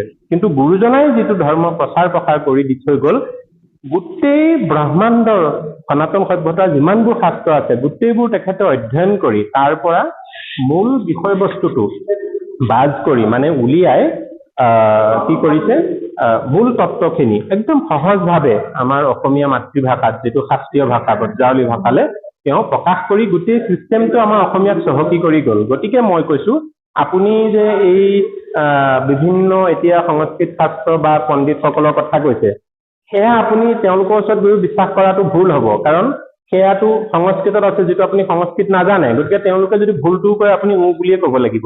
সেইকাৰণে কৈছো, শংকৰদেৱে যিখন ভাগৱত শাস্ত্ৰ বা শংকৰদেৱৰ অকলে তেখেতে কৰা নাই, তেখেতৰ সমসাময়িক মনীষীসকলে কৰিছিল, এয়া আমি বুজি পোৱা অসমীয়া ভাষাত আছে। আৰু তাত স্পষ্টকে লেখা আছে, শংকৰদেৱে কৈছে এই পদটোৱে মূল, এই পদটো অমুকখন শাস্ত্ৰৰ অমুকত আছে, অমুকত বিচাৰি চাবা, এইটো যুক্তি এনেকেহে, সেইটো যুক্তি তেনেকেহে, এইটোহে উত্তম বুলি তেখেতে আমাক কঢ়িয়াই আমালে দি থৈ গৈছে। আৰু তেখেতে নিজকে কেতিয়াও কোৱা নাই যে মই পণ্ডিত, মই গুৰু, মই ভগৱান, একোৱে কোৱা নাই। তেওঁ কৈছে মই ঈশ্বৰ কৃষ্ণ কিংকৰ দাস বুলি কৈছে, কৈ পেলাই তেখেতে মূল তত্ত্বটো আমালে দি গৈছে। কিন্তু আজি প্ৰেমানন্দ আপোনাৰ যিজন এতিয়া অকমান সদিচ্ছা উপজিছে, তেখেতে কি কৈছে, তেওঁ নিজেই গুৰু নহয়, একেবাৰে তেওঁ ভগৱান বোলে, কল্কি ভগৱান। গতিকে এইবোৰ হৈছে ভণ্ডামী। য'ত মহাপুৰুষ শংকৰদেৱে নিজকে কেৱল কৃষ্ণৰ কিংকৰ বুলি কৈ আছিলে, আৰু তেখেতে য'ত য'ত লিখিছে তেওঁ প্ৰমাণ দিছে যে এই পদশাৰী মই অমুকৰ পৰা আনিছো, এই পদশাৰী অমুকখন শাস্ত্ৰৰ পৰা আনিছো, এইটো শুদ্ধ। আৰু তেখেতে লাষ্টত লিখিছে এই বিষয়খিনি মই কৃষ্ণৰ কিংকৰ শংকৰে পদবন্ধে বা চন্দ্ৰবন্ধে আদি প্ৰকাশ কৰি দিছো। যদি বিশ্বাস হোৱা নাই, আপোনালোকে সেইখন শাস্ত্ৰ বিচাৰি চাওক, এইটোৱে মূল তত্ত্ব বুলি আমালে দি থৈ গৈছে। গতিকে কৈছো, আপুনি এইবোৰ একো বিচাৰিব নালাগে, কেৱল মহাপুৰুষ গুৰুজনাৰ সময়ৰ যিবোৰ সৃষ্টি আমাৰ শাস্ত্ৰসমূহ আছে, সেইসমূহ আপুনি অধ্যয়ন কৰক। অধ্যয়ন কৰিলে আপুনি আচল ৰসটো বিচাৰি পাব, মানুহৰ কৰ্ম কৰ্তব্য কি, অৰ্থ কি বিচাৰি পাব দেই বাপ। হয় হয়, কিন্তু মোৰ মায়েতো এটা কথা কৈছে। কি কৈছে? যে এটা কথা নহয়, মানে মোৰ মা এই ভাগৱত অনুষ্ঠানবোৰত খুব যায়, বা কিবা কি আছিল এঞ্জেলা চাংমাই বাইদেউ, তাৰ পাছতে আৰু এজন আছে, মই নাজানো নামটো নাজানো, কিন্তু কিবা ইউটিউবত চেনেল এটা আছে তেওঁৰ জ্যোতিময় বুলি। সেইটোও নাজানো, তেওঁলোক মানে শুনি থাকে, মই বৰকে গুৰুত্ব নিদিওঁ, কেতিয়াবা গুৰুত্ব দিওঁ, বা তেওঁলোকৰ কিছুমান হেৰি কি কয় এইটো আপোনাৰ ভাগৱতৰ কি বুলি কয়, স্কন্ধ বুলি কয় চাগে ন, তেতিয়া মানে তেওঁলোকে হেৰি কৰে, স্কন্ধবোৰ তেওঁলোকে কি ক'ম এইটো হেৰি এক্সপ্লেইন কৰে, তেতিয়া মানে মই কিছুমান কথা শুনো। তাতে তেওঁলোকে কৈছে যে হেৰি ধৰি লওক মায়ে কয় আৰু মোক যে গুৰু এজন নহলে আপোনাৰ ভকতি বা আপোনাৰ নিকুতি শুদ্ধই নহয়। এতিয়া যিসকলৰ ওচৰত মই এতিয়া ধৰি লওক আপোনাৰ এতিয়া মই অকল অধ্যয়ন কৰিলেও নহব, মোক এজন গুৰু লাগিবই। নহলে যদি অকল অধ্যয়ন কৰিয়ে চববোৰ চল্ভ হলহেঁতেন, তেতিয়া আপোনাৰ ধৰি লওক আচ্ছা মই বুজিলো এতিয়া মূল কথাটো। হয়, গুৰু এজন লাগে, গুৰু এজন নহলে শিক্ষাটো পূৰ্ণ নহয় দেই। এতিয়া মই কওঁ, আপুনি যিজন ব্যক্তিৰ ওচৰলৈ যাব সেইজনকে আপুনি কেনেকৈ থিৰাং কৰিব যে এইজনে শুদ্ধ আৰু সত্য, এওঁ সৰ্বজ্ঞানী বা এওঁ প্ৰকৃততে শুদ্ধ ব্যক্তি বুলি? মই আপোনাক উদাহৰণস্বৰূপে দিছো, আপুনি আজি কৃষ্ণগুৰু সেৱাশ্ৰমৰ প্ৰেমানন্দ বৰ্তমানৰ যিজন সত্তাধিকাৰ বা সেই অধিকাৰী, তেওঁৰ ওচৰলৈ যাব। তেওঁ আপোনাক শাস্ত্ৰৰ, সংস্কৃত শাস্ত্ৰ বোধ কৰোঁ তেওঁ নাজানে, নাই বোধ কৰোঁ সিমানখিনি কোৱালিটি। তেওঁ ভাগৱত শাস্ত্ৰখন কি আপোনাক গোটেইখন পাঠ পঢ়াই শুনাব নেকি, বুজাব নেকি? নুবুজায়। তেওঁ আপোনাৰ তেওঁৰ ওচৰলৈ যোৱাৰ পিছতে আপোনাক কাণত ফু মাৰি পেলাই দিব, এইকেইটা কবি আৰু যা, তাতকে বেলেগ একো নকৰে। এতিয়া আপোনাৰ যিটো মনৰ সংশয়, সেইটো মই সুধিছো আপোনাক কোনে শিকাই দিব, কোনে বুজাই দিব? আৰু সেই ব্যক্তিজনৰ ওচৰলৈ যোৱাৰ আগত আপুনি সিদ্ধান্ত ল'ব লাগিব। শুনক, যিজন ব্যক্তিৰ ওচৰলৈ আপুনি যাব, মই দেখিছো মানে তেওঁ ভ্ৰমণি কৰিছে, তেওঁ মানে যেতিয়া ভকতসকলৰ মাজত যেতিয়া হেৰি ধৰি লওক ভকত গেডাৰ হয় তেওঁলোকৰ, তেতিয়া মানে তেওঁলোকে ইউটিউবত কিন্তু মানে তেওঁ গুৰুজনে ভাঙনি কৰে, কিছুমান ভাঙনি কৰে। আচ্ছা, মোৰ কথাটো শুনক, তেনেকে তেখেতে যিখিনি ভাঙনি কৰিছে তাতোতকে আৰু বহু ধৰণৰ সৰ্বজ্ঞ মানে বহু জ্ঞানী ব্যক্তি ইউটিউবতে আপুনি বহুজন ব্যক্তি পাব, তেখেতলোককো আপুনি ফ'ল' কৰিলে সেই জ্ঞানখিনি পাব। এতিয়া কথা হ'ল, যিটো শৰণ বুলি কোৱা হয়, এজন গুৰুৰ প্ৰয়োজন, এইটো এটা মাত্ৰ নাম মাত্ৰ। কথাটো লক্ষ্য ৰাখিব, মই এটা আপোনাক উদাহৰণ দিওঁ। এতিয়া তেখেতলোকে কয় প্ৰত্যক্ষ গুৰু লাগে, সাক্ষাৎ গুৰু প্ৰত্যেকটো অনুষ্ঠানতে আছে। কথাটো বুজিছেনে? মই যিটো সংগঠনত আছো বা সমাজ ব্যৱস্থাত আছো, তাতো আমাৰ গুৰু আছে শৰণাচাৰ্য। কথাটো বুজিলে? এতিয়া মই আপোনাক সুধিছো, আমাৰ পৰম গুৰু শ্ৰীমন্ত শংকৰদেৱ, এতিয়া ক'ব যে শ্ৰীমন্ত শংকৰদেৱ নাই, কিন্তু কোৱা হৈছে শ্ৰীমন্ত শংকৰদেৱ শাস্ত্ৰসমূহত আছে, কীৰ্তন দশমৰ পাতে পাতে আছে, মাধৱ পুৰুষ ঘোষাৰ পাতে পাতে আছে। কথাটো বুজিলে? এতিয়া ক'ব যে তেওঁলোকতো সন্মুখত নাই, আমাক কোনে বুজাই দিব? এতিয়া মই সুধিছো, আপুনি এই ব্যক্তিজনৰ পৰিচয় চাগে আপোনাৰ আছে, এই যে দ্ৰোণাচাৰ্যই যে হাতৰ আঙুলি কাটিছিলে, একলব্য হয়নে? একলব্যই শিক্ষা গ্ৰহণ কৰিছিল দ্ৰোণাচাৰ্যৰ ওচৰত, বা তেখেতৰ যিটো ধাউতি ধান্দা আছিলে, কিন্তু অৱশেষত তেখেতক ত্যাগ কৰা হ'ল। ত্যাগ কৰাৰ পিছতো কিন্তু একলব্যই যিটো তেখেতৰ বিশ্বাস আছিলে, সেই গুৰুক মনতে ধাৰণ কৰি কিংবা মাটিৰে এটা পুতলা বনাই, পুতলাটো এটা মাত্ৰ নিমিত্তহে, পুতলাটোৱে শিকাই বুজাই নিদিয়েহি ন, সেইটোৰ প্ৰতি এটা ভাৱনা, সেই গুৰুজনৰ প্ৰতি ভাৱনা, যিটো আস্থা বিশ্বাস, তেওঁ সেই ভকতি ভাৱটো ৰাখি সেই শিক্ষাখিনি তেওঁ কৰি সন্মুখত কোনো কায়িক গুৰু নোহোৱাকেই তেওঁ দেখোন সকলোতকে মানে এজন পাৰ্গত ধনুধৰ হৈছিলে। কেনেকে হৈছিল? মই ইয়াৰ দ্বাৰা এইটোহে ক'ব খুজিছো, আজি শংকৰদেৱ নাই, আজি মাধৱদেৱ নাই, আজি ভগৱান শ্ৰীকৃষ্ণও নাই, কিন্তু তেখেত শ্ৰীকৃষ্ণৰ গুণানুকীৰ্তন ভাগৱত শাস্ত্ৰত তথা গুৰুজনাৰো সেই অৱয়ব, সেই ব্যৱস্থাখিনি আমি শাস্ত্ৰৰ মাজত পাওঁ। গতিকে এই শাস্ত্ৰখিনি আপুনি অধ্যয়ন কৰক। শাস্ত্ৰৰ ভাষা জ্ঞানটো আপোনাৰ আছে, আপুনি জানিছে, বুজিছে, শিকিছে, আপুনি প্ৰথমে অধ্যয়ন কৰক। এতিয়া এনেকুৱা কোনো ব্যক্তি নাই যে আপুনি গৈ তেওঁ তাত শৰণ ল'ব আৰু আপোনাক একেবাৰে এফালৰ পৰা ভাগৱত শাস্ত্ৰখন শিক্ষা দিব। আগৰ দৰে যিটো গুৰুকুল ব্যৱস্থা আছিল, তেনেকে আপোনাক কোনোৱে নিশিকায়।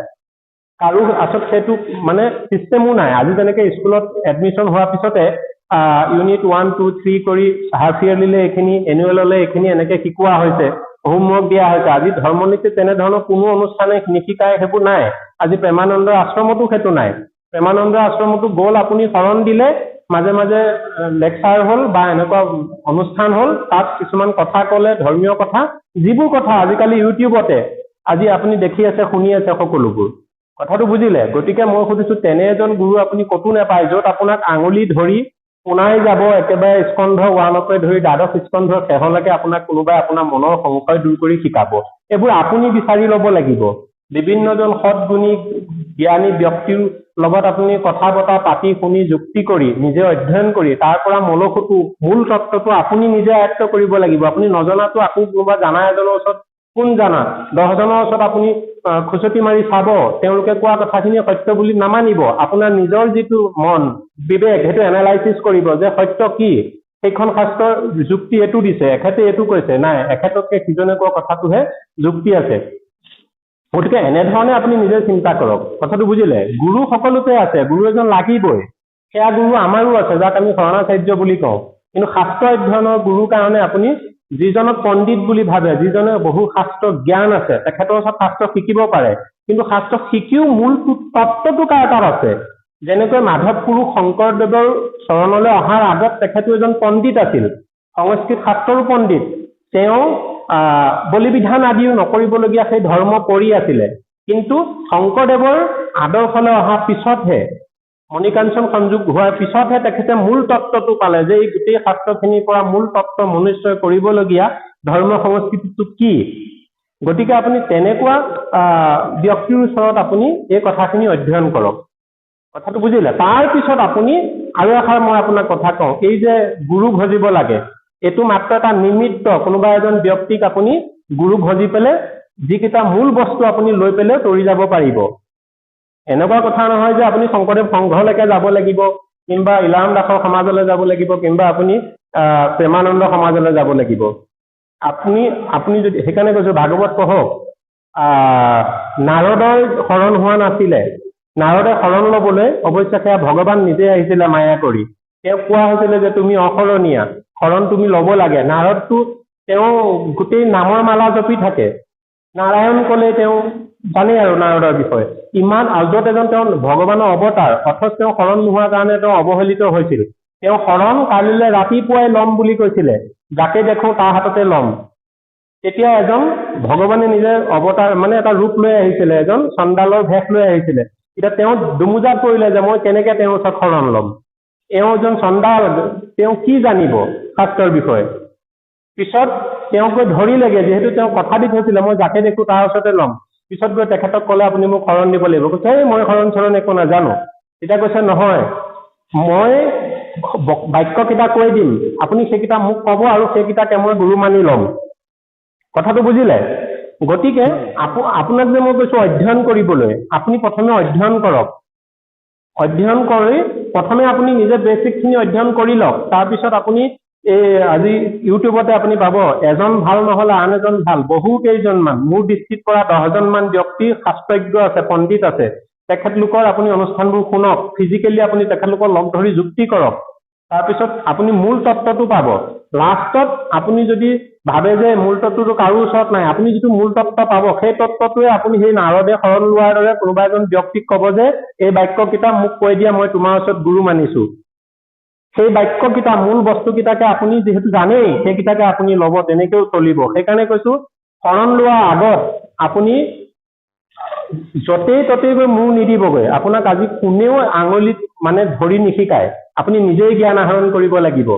বিভিন্ন জনৰ পৰা আপুনি শুনিব লাগিব, বুজিব লাগিব, নিজে আপুনি বস্তুটো চিন্তা কৰিব লাগিব, এনালাইচিছ কৰিব লাগিব যে প্ৰকৃততে সত্য কি। কথাটো বুজিলে? শংকৰদেৱৰ যিটো দৰ্শন, গুৰুজনাৰ যিটো দৰ্শন, সেই দৰ্শনটো কি প্ৰকৃততে, তেওঁ কি দিছে। হয়তো শংকৰদেৱ সংঘই পালন কৰিব নাই পৰা, হয়তো সত্ৰ সংঘই নাই পৰা, বা প্ৰেমানন্দই হয়তো ক'ৰবাত ভুল কৰি আছে।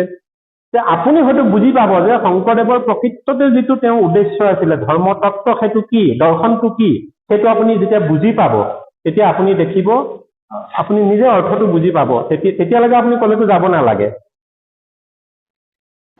হয় হয়, হেৰি এনেই কথা এটা কওঁ যেনিবা, গুৰুজনেতো কৈ গৈছে যে আপোনাৰ গুৰু আৰু ঈশ্বৰৰ মাজত পাৰ্থক্য নাই বুলি। এতিয়া আপুনি যদি গুৰুজন এজন সামান্য নিমিত্তহে, এতিয়া যদি আমি গুৰুজনক শৰণ দিয়া গুৰুজনক, যোনজনে আমাৰ মুক্তিৰ ৰিস্কটো লৈছে, তেওঁক যদি আমি ঈশ্বৰ নামানো, তেতিয়াহ'লে সাধাৰণ যদি এজন মানুহ বুলিহে ধৰো, তেতিয়া আমাৰ ভকতি সিদ্ধ হ'ব জানো? আচ্ছা, এতিয়া মই সেইকাৰণে কৈছো প্ৰথমে কোনোবা এজনে তেওঁ গুৰু বুলি প্ৰতিষ্ঠিত কোনে কৰিলে? মোৰ কথাটো সত্য বিচাৰ কৰক। আপুনি প্ৰেমানন্দ কথাটো বাদ দিয়ক। আজি আপুনি আপোনাৰ মা যিখন সমাজত আছে, শংকৰদেৱ সংঘতে আছো বুলি কৈছে, তাত যিগৰাকী ব্যক্তিয়ে শৰণ দিছিল তেওঁ সেই গুণৰ অধিকাৰী হয় নে নহয়? আপোনাৰ মায়ে নিশ্চয় অবজাৰ্ভ কৰিছে সেইখিনি। কথাটো বুজিছেনে? আজি তেনেধৰণে প্ৰতিটো অনুষ্ঠানতে একোজন গুৰু আছে, সত্ৰসমূহত একোজন গুৰু আছে, সত্ৰাধিকাৰ, তেখেতলোকে সেইসমূহ নাম কথা আদি দিয়ে। গতিকে মই কৈছো কোনোবা এজনক আপুনি মানাৰ আগত প্ৰথমে আপুনি তেওঁক এনালাইজ কৰক যে প্ৰকৃততে তেওঁ এই গুৰু শব্দটোৰ গুণ কি কি থকা প্ৰয়োজন, সেই গুণখিনি তেওঁৰ তাত আছেনে নাই। গুৰু এজন মানে যেহি গুৰু সেহি ব্ৰহ্ম। মোৰ কথাটো শুনক, যেহি গুৰু সেহি ব্ৰহ্ম বুলি মানিব দিছে, কিন্তু তেওঁ ব্ৰহ্ম হ'ব নোৱাৰে। ঈশ্বৰ এটা সুকীয়া সত্তা আৰু ঈশ্বৰৰ মানে যিটো ওচৰলৈ যোৱা দৰ্শনটো, ৰাস্তাটো দেখাই দিয়া ব্যক্তিজনক গুৰু বুলি কোৱা হয় আৰু তেওঁক বিশেষ এটা শ্ৰদ্ধা ভক্তি কৰিব লাগে, সেইটোহে কোৱা হৈছে। কিন্তু তেওঁ ঈশ্বৰ নহয়। যদি তেওঁৱে ঈশ্বৰ হয় তেওঁৰ নাম লৈ থাকিলেই হয় দেখোন, বাকী ঈশ্বৰ কৃষ্ণৰ নাম কিয় ল'ব লাগে? মোৰ কথাটো বুজিছেনে? ধৰি লওক উদাহৰণ হিচাপে দিছো, আপুনি, মই প্ৰেমানন্দৰ নাম নকওঁ, মোৰ নামটোকে কওঁ, নহলে তেখেতলোকে বেয়া পাই থাকে ন। ধৰি লওক মই এজন গুৰু হলো, মোৰে যেনিবা 5 কৰোৰ সেৱক আছে, সকলোৱে মোক গুৰু মানিছে। এতিয়া আপুনি মোক আহি গুৰু মানিবহি। যদি আপোনাৰ মতে গুৰুৱে যদি ঈশ্বৰ হয়, মই কৈছো গুৰুৱে ঈশ্বৰ নহয়, গুৰুক ঈশ্বৰৰ দৰ্জা দিয়া হয়, মানে সন্মান দিয়া হয়। কথাটো বুজিলে? যদি আপোনাৰ মতে গুৰুজনেই ঈশ্বৰ হয়, তেতিয়াহ'লে আপুনি মোকে সেৱা কৰক, মোকে ভজনা কৰক। মই তেতিয়াহ'লে বেলেগৰ নামটো কিয় কওঁগে যে কৃষ্ণক কৰা বুলি? মানে মই ঈশ্বৰ নহয়, মই এজন গুৰুহে হওঁ। কৃষ্ণ পৰমাত্মা হিচাপে সেইটো বেলেগ সত্তা। কথাটো বুজিলে নে আপুনি? গতিকে শুনক, এতিয়া যিহেতু মই গুৰু, মোৰ নামটো কি? বৰ্তমান মোৰ এই শৰীৰটোৰ নাম ধৰ্মকান্ত নাথ। এতিয়া আপুনি মোকে ধৰ্মকান্ত নাথ হিচাপে মানি লওক। আপুনি কৃষ্ণকো নামানিব, অৰ্থাৎ মোকে আপুনি কৃষ্ণ বুলি সেৱা পূজা কৰি থাকিলে আপোনাৰ গতি মুকুতি নহব নহয়। বা মই ভগৱান কেতিয়াও হ'ব নোৱাৰো। মই এজন মনুষ্য, এটি সাধাৰণ ক্ষুদ্ৰ আত্মা, ভগৱন্তৰ মানে অনুচৰ। আমি ভগৱন্তৰ কৃপাতে কিছু জ্ঞান ধৰি লওক পাইছো, আৰু সেইখিনিকে মানুহে ভাল পাইছে, শুনি আহিছে, আৰু সেইখিনিকে মই কৈছো যে এনেকে এনেকে কৰিলে গতি পায় বুলি মই কোৱা নাই, এই শাস্ত্ৰই কৈছে। শাস্ত্ৰত কোনে কৈছে? ভগৱন্তই কৈছে। ভগৱন্ত কোন? সেইজন পৰম ব্ৰহ্ম শ্ৰীহৰি, সেইজন। গতিকে মই গুৰু হয়, মই সেইজনক দেখুৱাম। মই কেতিয়াও নকওঁ মই ভগৱান, মই কম যে সেইজন ঈশ্বৰ, আৰু সেই ঈশ্বৰে কৈছে শাস্ত্ৰৰ মাজেৰে এইখিনি কথা। এই কথাখিনিকেহে সত্য বুলি মই তোমালোকক কৈছো, মই কোৱা নাই, শাস্ত্ৰই কৈছে। শাস্ত্ৰত কোনে কৈছে? ঈশ্বৰে কৈছে। সেইকাৰণে কৈছো কোনো এজন ব্যক্তি কেতিয়াও ভগৱান হ'ব নোৱাৰে। তেওঁ এজন মনুষ্য হয়, তেওঁ জ্ঞানী হ'ব পাৰে, তেওঁ এজন গুৰু হ'ব পাৰে। কথাটো আপুনি বুজিলে নে? আপুনি যে কৈছে গুৰু আৰু ঈশ্বৰ পাৰ্থক্য নাই, অৰ্থটো সেইটোহে। হয় হয় হয়। এতিয়া কথা এটা হ'ল নহয়, হেৰি, যদি আপোনাৰ ধৰি লওক গুৰু আৰু ঈশ্বৰ আৰু মানুহৰ মাজত যদি পাৰ্থক্য থাকে, তেতিয়া আপোনাৰ ধৰি লওক আপুনি কিবা এটা বিপদত পৰিলে, ঈশ্বৰ আপোনাক নিজে দেখা দিবহি নে ঈশ্বৰ এজন মানুহৰ জৰিয়তে আপোনাক সহায় কৰিব? আপোনাক মানুহজনৰ জৰিয়তে এতিয়া মই আপোনাক কথা এটা কওঁ, কথাটো শুনি লওক। ঈশ্বৰ আৰু মানুহ যদি বেলেগ হয়, তেতিয়া মানুহৰ মাজত যি পৰম ব্ৰহ্ম আছে, সেই পৰম ব্ৰহ্মক আপুনি মানে বেলেগ বুলি ধৰিলে নেকি? এতিয়া মই বুজিলো, মই আপোনাৰ প্ৰশ্নটো বুজিলো যে মানুহ এজন বিপদত পৰিলে আপুনি ঈশ্বৰে আহি ডাইৰেক্ট উদ্ধাৰ কৰিব নে মানুহ এজনে কৰিব? মানে আপুনি সেই মানুহজনকে ভগৱানে আহি কৰিছে বুলি সেইজনকে ভগৱান মানিব বিচাৰে, হয় নে নহয়? এতিয়া মই কওঁ শুনক, আমি মানুহে সাধাৰণতে কওঁ ভগৱান ভালো পায়, আজি ভগৱান ভাল কাৰণে এই ব্যক্তিজন ভগৱান হৈ আহি মোক উদ্ধাৰ কৰিলে। কথাটো বুজিছেনে? মোৰ কথাটো শুনক, আমাক উদ্ধাৰ কৰোতা ব্যক্তি এজনেই, সেইজন কোন? যাক কোৱা হয় ভগৱান। গতিকে ভগৱান আজি অব্যক্ত ঈশ্বৰৰ হৰি কেনমতে চিন্তি বাহা, ৰাম বুলি শুদ্ধ কৰা মন। বৰ্তমান স্বয়ং আহি আপুনি আৰু মই যেনেকে স্বয়ং আছো, তেনেকে ভগৱান নাই, ভগৱানো নাই, কোনো দেৱ দেৱতাও নাই। সেয়া আছে অনুভৱৰ দ্বাৰা, ধ্যানৰ দ্বাৰা, সেইবোৰ বহু ডাঙৰ কথা, সেইটো কথা নকওঁ। বিপদত পৰা মানুহজনক ভগৱানে ধৰি লওক আপুনি যিটো ৰূপতে দেখিছে, শংখ চক্ৰ গদা পদ্ম লৈ কওক কিংবা বিশ্বৰূপ লৈ আহি আপোনাৰ মোক উদ্ধাৰ কৰিবলৈ ভগৱান নাহে। কোন আহিব? হয়তো কুকুৰ এটাৰ ৰূপতো আহিব, কোনোবা বান্দৰ এটাৰ ৰূপতো আহি আপোনাক ৰক্ষা কৰিব বিপদ এটাৰ পৰা।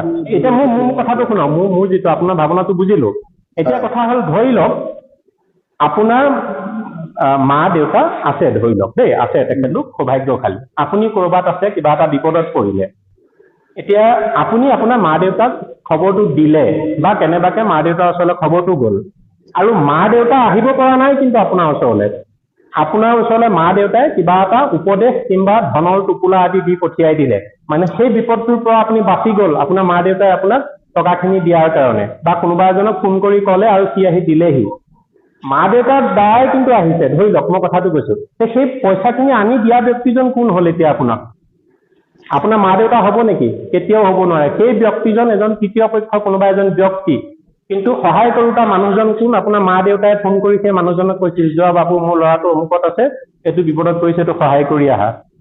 মোৰ কথাটো বুজিলে? গতিকে অভ্যাগতে যদি কোনোবা এজন, মোৰ কথাটো শুনক, অভ্যাগতে যদি কোনোবা এজন আহি পৰে, সেইজনক আপুনি আপোনাৰ উপকাৰী হিচাপে ভগৱন্তৰে সৃষ্টি, আমি যেনেকে আমাৰ অন্তৰত ঈশ্বৰ আছে, সেইজনৰ অন্তৰতো ঈশ্বৰ আছে বুলি ভগৱন্তৰে এটি মানে আপোনালৈ সহায় বুলি আপুনি ধন্যবাদ জ্ঞাপন কৰিব পাৰে, তেখেতক আপুনি শুশ্ৰূষা কৰিব পাৰে, কিন্তু তেওঁ ভগৱান হ'ব নোৱাৰে। এই ভগৱান সত্তাটো এটা সুকীয়া বস্তু। হয়, মই সেইটো বাৰু বুজি পাইছো, ভগৱান বস্তুটো এটা সক্ৰিয় সত্তা, কিন্তু ভগৱানে যদি আমাৰ ওচৰত আহিব নোৱাৰে, এজন সদায় আমাক গুৰুৰ দৰকাৰ হয়, তেতিয়া সেই গুৰুজনকে সেৱা কৰাত ক্ষতি কি আছে ভগৱান হিচাপে? বাপ্পা, মোৰ কথাটো শুনক, গুৰুজনক সেৱা কৰি থাকিলে আপুনি মুকুতি নাপায়। গুৰুজনে দিয়া যিটো মূল তত্ত্ব, মোৰ কথাটো শুনক, ৰান্ধনীগৰাকীক আপুনি এতিয়া সেৱা কৰি থাকিলে বা আপোনাৰ মাক আপুনি সেৱা কৰি থাকিলে আপোনাৰ পেট নভৰে। আপুনি কি কৰিব লাগিব? মায়ে ৰান্ধি দিয়া অন্নমুঠি খাব লাগিব, খালেহে আপোনাৰ শৰীৰত যাব। গতিকে গুৰুজনে দিয়া যিটো মূল তত্ত্ব, সেই তত্ত্বটো আপুনি পালন কৰিব লাগিব। গুৰুজনে কি তত্ত্ব দিছে আপোনাক, সেই তত্ত্বটো আপুনি যেতিয়া পালন কৰিব, সেই তত্ত্বটোৱে কি ইণ্ডিকেট কৰিছে? পৰম সত্য ব্ৰহ্ম ঈশ্বৰক জানিবলৈ দিছে। সেই তত্ত্বটো আপুনি অনুশীলন কৰিব লাগিব।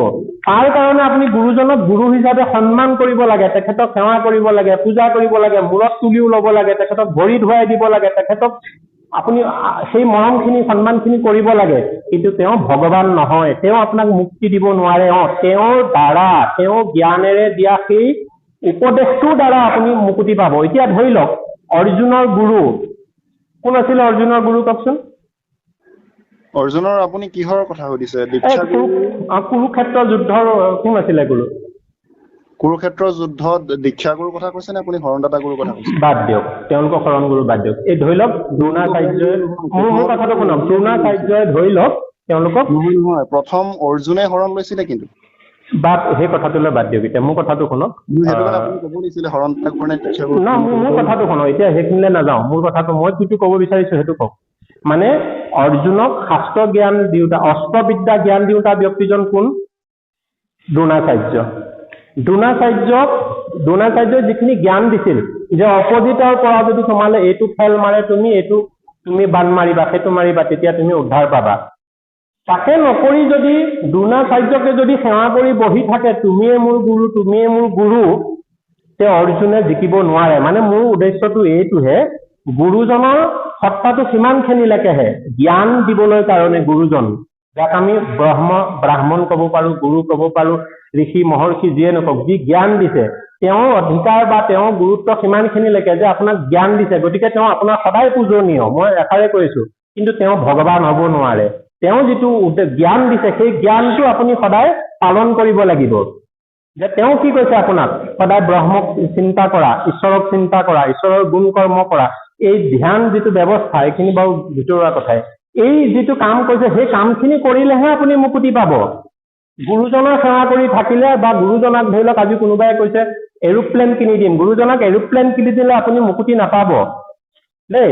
গুৰুজনাই যিটো নাম মন্ত্ৰ দিছে, সেই নাম মন্ত্ৰটো ললেহে আপুনি মুক্তি পাব। কথাটো বুজিলে? গতিকে কৈছো, গুৰুজন গুৰুহে, তেওঁ ভগৱান নহয়। তেওঁৰ দায়িত্ব সেইখিনিলৈকে যিখিনি তেওঁ আপোনাক এটা মহান যিটো জীৱৰ গতিদাতা মূল তত্ত্ব আপোনাক প্ৰদান কৰিছে, গতিকে তেওঁ সৰ্বনীয়। কিন্তু তেওঁ যিটো তত্ত্ব দিছে সেইটো হৈছে শ্ৰীহৰি, পৰম সত্য, পৰম ব্ৰহ্ম তত্ত্ব। সেই ব্ৰহ্মক আপুনি সেৱা কৰিব লাগিব। গুৰুক আপুনি আস্থা কৰক, প্ৰণাম নিবেদন কৰক, শুশ্ৰূষা কৰক। এই কাৰণে যে তেওঁ পৰম তত্ত্বটো দিছে, আপোনাৰ জীৱনটো ধন্য কৰিবলৈ সেই পৰম গতিৰ যিটো জ্ঞান সেইটো দিছে। গতিকে সেই জ্ঞানৰ যিটো দিছে সেই জ্ঞানটো আপুনি আহৰণ কৰিব লাগিব, সেইটো আপুনি সদায় চিন্তা কৰিব লাগিব। অবাক হ'ব দিয়ক, কথাটো বুজিলে? আপুনি একপক্ষীয়ভাৱে ধৰি লওক প্ৰেমানন্দৰ ওচৰত শৰণ গ্ৰহণ কৰিবলৈ আপুনি ইচ্ছুক, মই যিটো বুজি পাইছো। এতিয়া মই আপোনাক আকৌ কওঁ, মই শেষত বেছি সময় নাপাতো, 11:30 বাজিলে, মই এতিয়া আকৌ ঘৰলৈ যাব লাগিব, 14 কিলোমিটাৰ দূৰ গাড়ী চলাই। মই গৈছিলো, গাড়ী ষ্টাৰ্ট দিছিলো, আপোনাৰ ফোনটো অহাতে মই আকৌ উভতি আহি কথা পাতি আছো। এতিয়া কথা আহিলে, মই মোৰ ফালৰ পৰা এটা আপোনালৈ উপদেশ হিচাপে আগবঢ়াইছো শুনক। আপুনি প্ৰথম কলেজো যাব নালাগে, আপুনি সদ্যহতে কোনো আশ্ৰমলৈ যাব নালাগে, কোনো সংঘলৈ যাব নালাগে। আপুনি ঘৰতে অসমীয়া যিকেইখন শাস্ত্ৰ, মহাপুৰুষ শংকৰদেৱক ফেৰ মাৰা তেনে কোনো পাতকী জন্ম হোৱা নাই। গতিকে শংকৰদেৱৰ সৃষ্টিৰ যিখিনি কীৰ্তন, দশম ৰত্নাৱলী, মাধৱদেৱৰ সৃষ্টি নামঘোষা, অসমীয়া ভাগৱত শাস্ত্ৰখনি তথা গীতা শাস্ত্ৰখনি আপুনি অধ্যয়ন কৰক আগন্তুক 5 বছৰ। তাৰ পিছত আপুনি সিদ্ধান্ত ল'ব আপুনি কি কৰিব।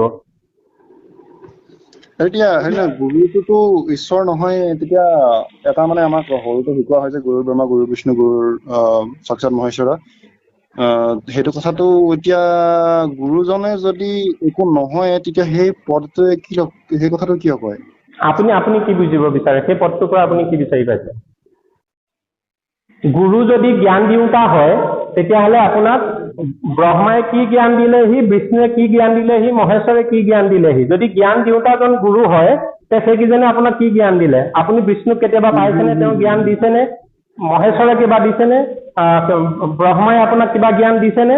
যদি নাই দিয়া, গুৰু কেনেকে হ'ল সেইজন আপোনাক? আৰু যদি সেইজন গুৰুৱে হয়, মোৰ কথাটো শুনক, যদি গুৰু ব্ৰহ্মা, গুৰু বিষ্ণু, গুৰু মহেশ্বৰ আপোনাৰ আছেই, তেতিয়াহ'লে আজি মোৰ দৰে বা আন কোনোবাৰ দৰে কোনোবা এজন ব্যক্তিক আপুনি গুৰু ভজিবলৈ কিয় বিচাৰি ফুৰিছে? নে সেই গুৰু ব্ৰহ্মা, গুৰু বিষ্ণু, গুৰু মহেশ্বৰতকে আজি এই প্ৰেমানন্দ বা কোনোবা XYZ বা মই কোনোবা ধৰ্ম কি বেছি ডাঙৰ হৈ গলো নেকি বাৰু? যদি আপুনি গুৰু ব্ৰহ্মা, গুৰু বিষ্ণুক গুৰু হিচাপে চিনি পাইছেই, তেতিয়াহ'লে ঘটিৰাম বাতিৰামবোৰক, ঠগামীবোৰক আপুনি কিয় গুৰু ভজিবলৈ গৈ আছে? য'ত আপুনি স্বয়ং মহাদেৱক গুৰু ভজিছে। সেইকাৰণে কৈছো বাপ, আপুনি মহাদেৱক গুৰু যদি ভজিছে, পৃথিৱীত আৰু কলেও যাব নালাগে, মূল তত্ত্ব মহাদেৱৰ হাতত আছে, যাক 12জন বৈষ্ণৱৰ প্ৰথম প্ৰধান শ্ৰেষ্ঠ বৈষ্ণৱ বুলি কোৱা হয়। আৰু আপুনি বৈষ্ণৱজনক আপুনি কিয় ইমান শ্ৰেষ্ঠতা দিলে? শ্ৰীকৃষ্ণকে শ্ৰেষ্ঠতা দিব লাগে। মহাদেৱ তেওঁ এজন দেৱতা হয়। আপোনাৰ মই এটা কথা কওঁ শুনক, গোটেই ৰাতিও কথা পাতিলে নাযাব। আপুনি ইতিমধ্যে কৃষ্ণগুৰু সেৱাশ্ৰমৰে সেৱক হয়। যি নহওক, মই আপোনাক এটা কথা কৈছো, মোৰ কথাটো শুনক, এতিয়া মোৰ কথাটো শুনক। মই আপোনাক কৈছো যে আপুনি গুৰু ব্ৰহ্মা, গুৰু বিষ্ণুৰ কথাটো কৈ আছে। যদি গুৰু জ্ঞান দিওঁতা হয়, মই সুধিছো আপোনাক সেই তিনিজনে আপোনাক কেতিয়া জ্ঞান দিলে যে আপুনি তেওঁলোকক গুৰু স্বীকাৰ কৰিছে? আৰু যদি তেওঁলোকক গুৰু যদি আপুনি তেওঁলোকক শুনক, যদি আপুনি তেওঁলোকক বা মোৰ কথাটো শুনক, যদি আপুনি তেওঁলোকক গুৰুবৰণ কৰিছে, তেতিয়াহ'লে এইবিলাকক গুৰুবৰণ কৰাৰ কি প্ৰয়োজন আছে? নহয়, আপুনি মানে কথাটো বেলেগলৈ নি আছে। আপুনি শ্লোকটোৰ অৰ্থটো মোক যদি বুজাই দিয়ে, মই যেনেকে বুজিছো, বা আপুনি কি বুজাব বিচাৰিছে মই যেনেকে বুজিছো। আপুনি কি বুলি বুজিছে? যে গুৰু যোনজন গুৰু হয়, সেইজনে আপোনাৰ ধ্ৰুৱৰ সমান, ঈশ্বৰৰ সমান, সেইটো আমি বুজিছো। তাত কোন গুৰুৱে আহি আমাক বা মহেশ্বৰে আহি আমাক জ্ঞান দিছে, নে বিষ্ণুৱে আহি জ্ঞান দিছে, ব্ৰহ্মাই জ্ঞান দিছে, সেইটো বুজোৱা নাই। তাত এইটো কথা বুজাইছে যে আপোনাৰ এইটো মই পঢ়িছো যে এই গুৰুজনকে তিনিজন, যোনজন আমি আচ্ছা মই বুজিলো। মানে আপুনি গুৰু বুলি ব্ৰহ্মাদেৱক মনা নাই, বিষ্ণুক মনা নাই, মহেশ্বৰক মনা নাই, আপুনি গুৰু বুলি মানে যিজনক ভজনা কৰিছে, তেওঁ এক্সাম্পল আপুনি প্ৰেমানন্দক গুৰু বুলি মানিছে। গতিকে আপুনি প্ৰেমানন্দকে ব্ৰহ্মা বুলি, মহেশ্বৰ বুলি, বিষ্ণু বুলি আপুনি মানিছে, হয়নে? মানিব লাগে, আপুনি তেনেকুৱা এটা কথা কৈছে, হয়নে? আপুনি কি বুজিছে বাৰু? মই কি বুজালো কওকচোন। মই যিটো বুজিছো সেইটোকে কৈছো। মানে আপুনি যিজনক গুৰু ভজিছে, সেইজনকে গুৰু ব্ৰহ্মা বুলি কৈছে নেকি? নহয়, মোৰ কথাটো শুনক। গুৰু শব্দটো এজন জাষ্ট ব্যক্তি বুলি ক'লে, কিন্তু এই শ্লোকটোত কৈছে গুৰু এজন ব্যক্তি নহয়, গুৰু তেওঁলোক তিনিজনৰ সমান। মানে তেওঁলোকৰ যেনেকে আপুনি শ্ৰদ্ধা ভক্তি কৰে, গুৰু এজনক তেনেকে শ্ৰদ্ধা ভক্তি কৰিব লাগিব। এতিয়া মই কৰো, নিজৰ মাক কৰো, মা মোৰ এজন গুৰু হয়, মা আদি গুৰু হয়, মা প্ৰত্যেকৰ মায়ে আদি গুৰু হয়। মা দেউতা আদি গুৰু হয়। এতিয়া মা যদি আদি গুৰু হয়, তে মাক আপুনি ব্ৰহ্মা বুলি, বিষ্ণু বুলি, মহেশ্বৰ বুলি মানে নামানে? তেওঁলোকে যেতিয়া নিজৰ ধৰ্ম পালন কৰিব, তেতিয়া নিশ্চয় তেওঁলোকক এটা সময়ত মানিব লাগিব, এটা সময়ত নামানিবও লাগিব, কাৰণ তেওঁলোকে সদায় চব কথাটো নাজানে। গতিকে মই দ্বিতীয়জন গুৰুৰ ওচৰলৈ যাম। এতিয়া আহিলে শুনক বাপ, মই কৈছো মাতৃ পিতৃ মাতৃ আদি গুৰু বুলি কোৱা হৈছে। এতিয়া আপুনি কৈছে যিজন গুৰুক আমি আশ্ৰয় গ্ৰহণ কৰো তেওঁ গুৰু ব্ৰহ্মা, গুৰু বিষ্ণু, গুৰু মহেশ্বৰ বুলি কোৱা হৈছে। মানে যিজনক আপুনি গুৰু ভজিছে, ধৰি লওক ভজিব, সেইজনে ব্ৰহ্মা, সেইজনে বিষ্ণু, সেইজনে মহেশ্বৰ বুলি ভাবিব লাগে। সেইকাৰণে মই আপোনাক প্ৰশ্ন কৰিছো, যদি সেয়ে সত্য হয় তেতিয়াহ'লে আপোনাৰ মাতৃ আদি গুৰু, পিতৃ আদি গুৰু, তেতিয়াহ'লে তেখেতলোকক আপুনি ব্ৰহ্মা বিষ্ণু মহেশ্বৰ বুলি মানিছেনে নাই? আপুনি এতিয়া ক'লে তেওঁলোক যদি শুদ্ধ হয় মানিম, নহ'লে নামানিম, আকৌ বেলেগ এজনৰ ওচৰলৈ যাম। সেইকাৰণে মই আপোনাক অলপ আগত, কিছু সময় আগত কৈছিলো, পিতৃ মাতৃ ভজা বুলি কথাই নাই। কলা হওক বগা হওক, পিতৃ মাতৃ আপোনাৰ পিতৃ মাতৃ, ঠিক আছে। তেওঁলোকৰ জ্ঞানৰ শূন্য হ'ব পাৰে, কিন্তু আপোনাক জন্ম দিলে যিহেতু পিতৃ মাতৃ, যি শিকালে গৰ্ভতে শিকালে, জন্ম হোৱাৰ পিছত যি ভাগ্যই পালে শিকিলে, তেওঁলোক আদি গুৰু পিতা মাতা হয়েই। এতিয়া দ্বিতীয় কথা হ'ল, এই সংসাৰ জগতত আপুনি যিজন গুৰু ভজিব, সেই গুৰুজন আপুনি প্ৰথমে চিলেকশ্যন কৰক যে মই কোনজন গুৰুৰ ওচৰলৈ যাম। সেইকাৰণে মই কৈছো আপুনি কোনোবা এজন গুৰুৰ ওচৰলৈ যোৱাৰ আগত বা আপুনি প্ৰথমে শাস্ত্ৰসমূহ অধ্যয়ন কৰক। আপুনি পঢ়া শুনা কৰিছে, ভাষা জ্ঞান আছে, আপুনি ইমানবোৰ মোক প্ৰশ্ন কৰি আছে, নিশ্চয় আপোনাৰ জ্ঞান আছে।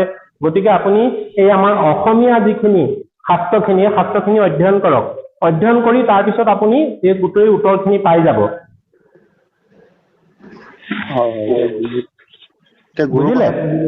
মই যদি এতিয়া ধৰি লওক কোনোবা শৰণাচাৰ্যৰ ওচৰলৈ যাওঁ, তেওঁ এতিয়া মোৰ গুৰু হ'ব পাৰিবনে? সেইকাৰণে কৈছো, মোৰ আগৰ ভিডিঅ' কেইটাত নিশ্চয় আপুনি পাইছে, আমাৰ কোনোজন গুৰুৱে নিজকে তেওঁ নকয় যে মই তোমাৰ গুৰু, মোক সেৱা কৰি থাকা, ভগৱান বুলিতো নকয়ে।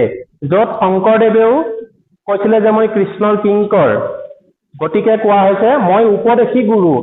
বাপু, মই শাস্ত্ৰত পাইছো এইকেইটা জ্ঞান, এইকেইটা শাস্ত্ৰই কৈছে এনেকে কৰিলে হেনো বোলে জীৱ গতি পায়, গতিকে এইকেইটা তুমি মানিবা।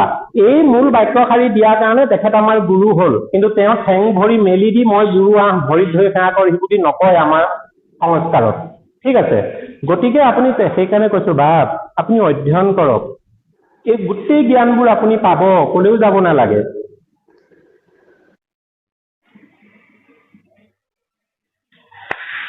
এতিয়া আপোনাক মই গুৰু মানিব পাৰে নাই? আপুনি যথেষ্টখিনি অধ্যয়ন কৰিছে।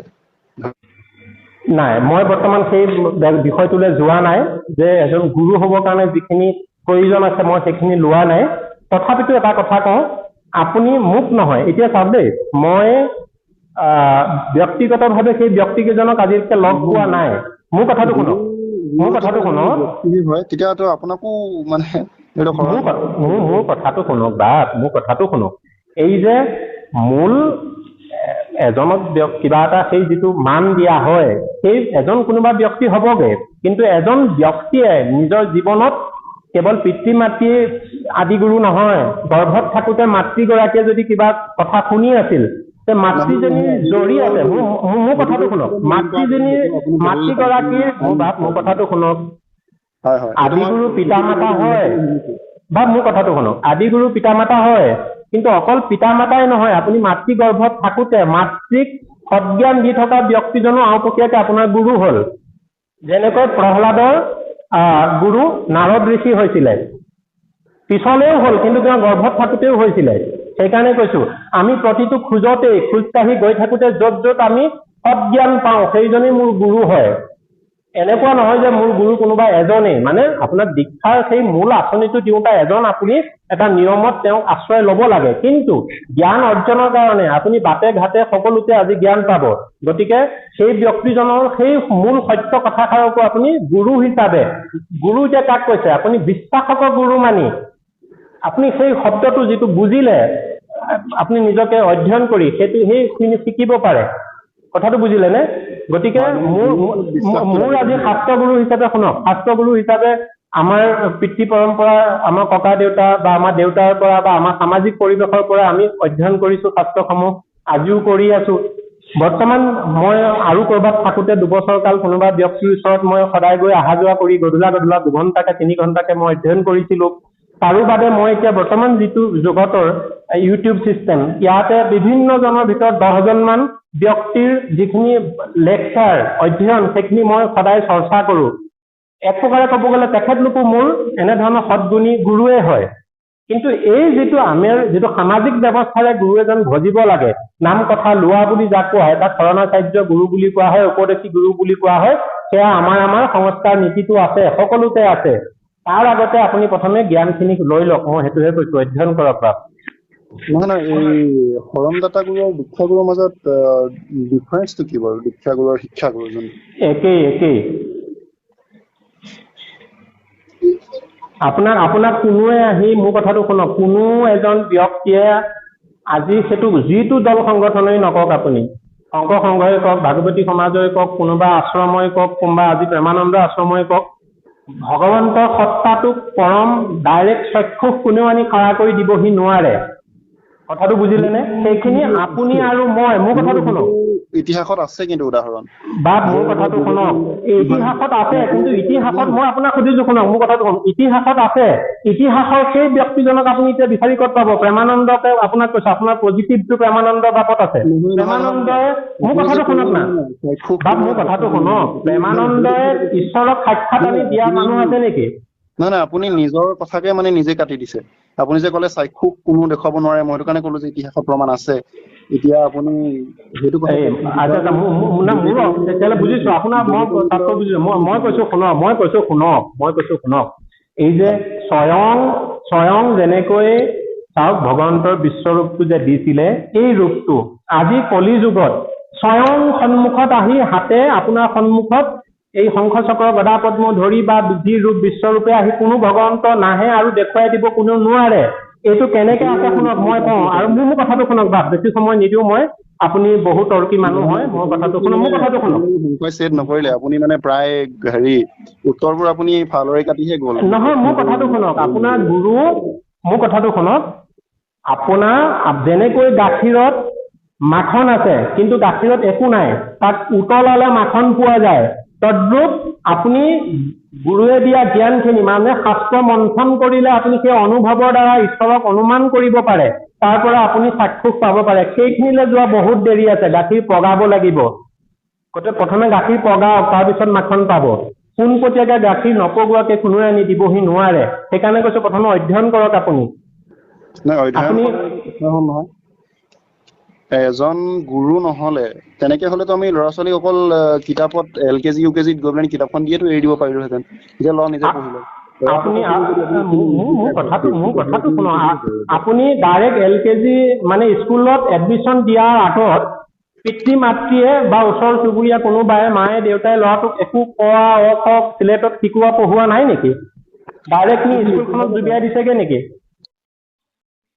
সেইকাৰণে মই কৈছো প্ৰথমে আপুনি যিখিনি জেনেৰেল নলেজ সত্যৰ ওপৰত সেইখিনি আপুনি অধ্যয়ন কৰক প্ৰথমে ঘৰখনতে আশে পাশে, তাৰপিছত আপুনি নিজে বিচাৰ কৰক। আজি ল'ৰা এটাৰ এডমিশ্যন দিব হলে গাঁৱৰ স্কুলখনো আছে, সিফালে এখন ডনবক্স আছে, সেইফালে এখন কিবা আছে, কিন্তু 4খন গাঁও এৰি থৈ গৈ 5 নম্বৰ গাঁওখনত কোনোবাই ডনবক্সখনত লগাইছেগে। কিয় লগাইছে? কোনোবাই তাত লগাই আকৌ তাৰ পৰা উলিয়াই আনি আকৌ এখন কৰবাত দিছে। কিয় লগাইছে? মানে আপোনালোকক ক'ত ভাল লাগে তাত দিছেগৈ, ক'ত ভাল শিক্ষা পায়। গতিকে এই ভাল শিক্ষাটো ক'ত আছে তাৰ কাৰণে আপুনি প্ৰথমে নিজে এজন ইণ্টেলিজেণ্ট হ'ব লাগিব। তাৰ কাৰণে আপুনি আশে পাশে এনেকে ঘৰতে পিতৃ মাতৃৰ দ্বাৰা নিজে অধ্যয়ন কৰি যিখিনি ভাষা জ্ঞান শিকিছে শাস্ত্ৰ অধ্যয়ন কৰক। তাৰপিছত আপুনি কোনোবা এজন ব্যক্তিক যিটো ধাৰা এটা নাম মাত্ৰ আপুনি গ্ৰহণ কৰক। আৰু যদি আপুনি কোনোবা এজন ব্যক্তিয়ে শাস্ত্ৰ জ্ঞান দিয়ে তেতিয়া আপুনি যাওক, আপুনি তেখেতৰ ওচৰত চাৰেণ্ডাৰ কৰি শাস্ত্ৰ জ্ঞান লওকগৈ। কিন্তু শাস্ত্ৰ জ্ঞান আপোনাক তেনেকে দিওঁতা বিধি কতো নাই, আপুনি এনেকে ল'ব লাগিব। কাৰো সময় নাই, না আপোনাৰ আছে না কোনোবা এজন গুৰু আছে, না গুৰু আশ্ৰম এতিয়া আছে। শাস্ত্ৰ জ্ঞান দিয়াটোতো মানুহ ধেৰ আছেচোন। আপুনি যে নাই বুলি ক'লে, বহুত মানুহে শাস্ত্ৰ জ্ঞান দিয়ে, এইটোতো আপুনি একদম কণ্ট্ৰাডিক্টৰী কথা ক'লে। কাৰণ ইউটিউবত যোনখিনি মানুহে দি আছে এইটোতো শাস্ত্ৰ জ্ঞানেই হ'ল। আপুনি ক'লে শাস্ত্ৰ জ্ঞান সেইকাৰণে আৰে বাবা, মই সেইকাৰণে কৈ আছো, মই কোনটো ক'লো, যিটো গুৰুকুলৰ চিষ্টেমেটিকলি যেনেকৈ এখন স্কুলত শাস্ত্ৰ জ্ঞান দিয়া হয় তেনেকৈ শাস্ত্ৰ জ্ঞান আপোনাক প্ৰথমে অধ্যয়নৰ যিটো আগত গুৰুকুলসমূহত আছিলে, বেদশাস্ত্ৰ অধ্যয়ন কৰাইছিলে, আৰম্ভণিৰ পৰা শেষলৈকে কেইটা বছৰ কাল তাত থাকি ঘৰলৈ আহিব নোৱাৰে এনেধৰণে শিক্ষা দিছিল। তেনেকুৱা ব্যৱস্থা কতো নাই, শাস্ত্ৰ জ্ঞান কোনেও নিদিয়ে। তেখেতলোকৰ যিটো মূল ছাত্ৰ সেইটোকে দিব। ধৰি লওক আমি যাব নোৱাৰো হয়, কিন্তু এতিয়াও বহুত জেগা আছে য'ত এতিয়াও শাস্ত্ৰ জ্ঞান হয়। তেতিয়াহ'লে আপুনি অধ্যয়ন কৰক না, সেইটোকেতো কৈছো, আপুনি অধ্যয়ন কৰক। নহয় নহয় অধ্যয়ন কৰাৰ পিছত আপুনি বুজি পাব। নাই আপুনি দি কৈ দিছে যে আজিকালি শাস্ত্ৰ জ্ঞান দিয়া তেনেকা জেগা নাই। এতিয়াও বহুত সময় বহুত জেগা আছে য'ত ধৰি লওক এতিয়াও শাস্ত্ৰ জ্ঞান দিয়া হয়। মই তেনেকে মানে পাইছো বহুত জেগা কথা ক'ত জানো। আছে ইউটিউবৰ বাদে তেনেকুৱা অনুষ্ঠান ক'ত আছে কওকচোন? হেৰি আপোনাৰ তামিলনাডু চাইডে এতিয়াও এখন গাঁও আছে য'ত আপোনাৰ শাস্ত্ৰ জ্ঞান আজিও দিয়া হয়। সংস্কৃততে গোটেই গাঁওখনে কথা পাতে। আচ্ছা, তেতিয়াহ'লে আপুনি প্ৰথম কথা কিন্তু শুনক শুনক, আপুনি এতিয়া তামিলনাডুলৈ আহক। তামিলনাডুলৈ আহি গুৰুকুলত সংস্কৃত শাস্ত্ৰ অধ্যয়ন কৰক। প্ৰথমে ভাষা জ্ঞানটো লওক, যে অধ্যয়ন আমাৰ কৰক। দূৰ, কিন্তু আপুনি যে দি কৈছে যে আপোনাৰ হেৰি নাই। সেইকাৰণে কৈছো আজি আপুনি তামিলনাডুলৈ আহিব নোৱাৰে, আপুনি সংস্কৃত শিকিবহি নোৱাৰে। আপোনাৰ বৰ্তমান বয়সো নাই, আপোনাৰ সেইটো পৰিৱেশো নকৰে। সেইকাৰণে কৈছো নাই, আজি আপোনাৰ আশে পাশে মাতৃৰ যিখন সমাজ আছে, আপোনাৰ মা যিখন সমাজত আছে, সেইখন সমাজতো সেইটো বিধি নাই।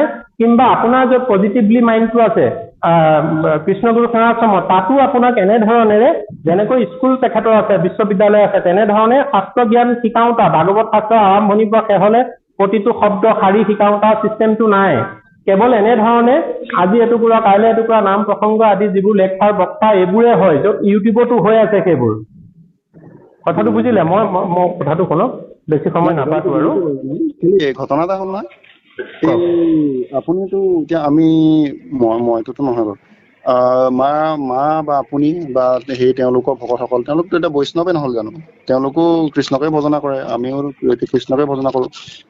মইতো ক'বলৈ টান বাৰু, মই এতিয়া শৰণ লোৱা নাই। তথাপিও ধৰি লওক মইও কৃষ্ণকে ভজনা কৰো ক'বলৈ গ'লে। এতিয়া আমিতো বৈষ্ণৱে হলো সকলো।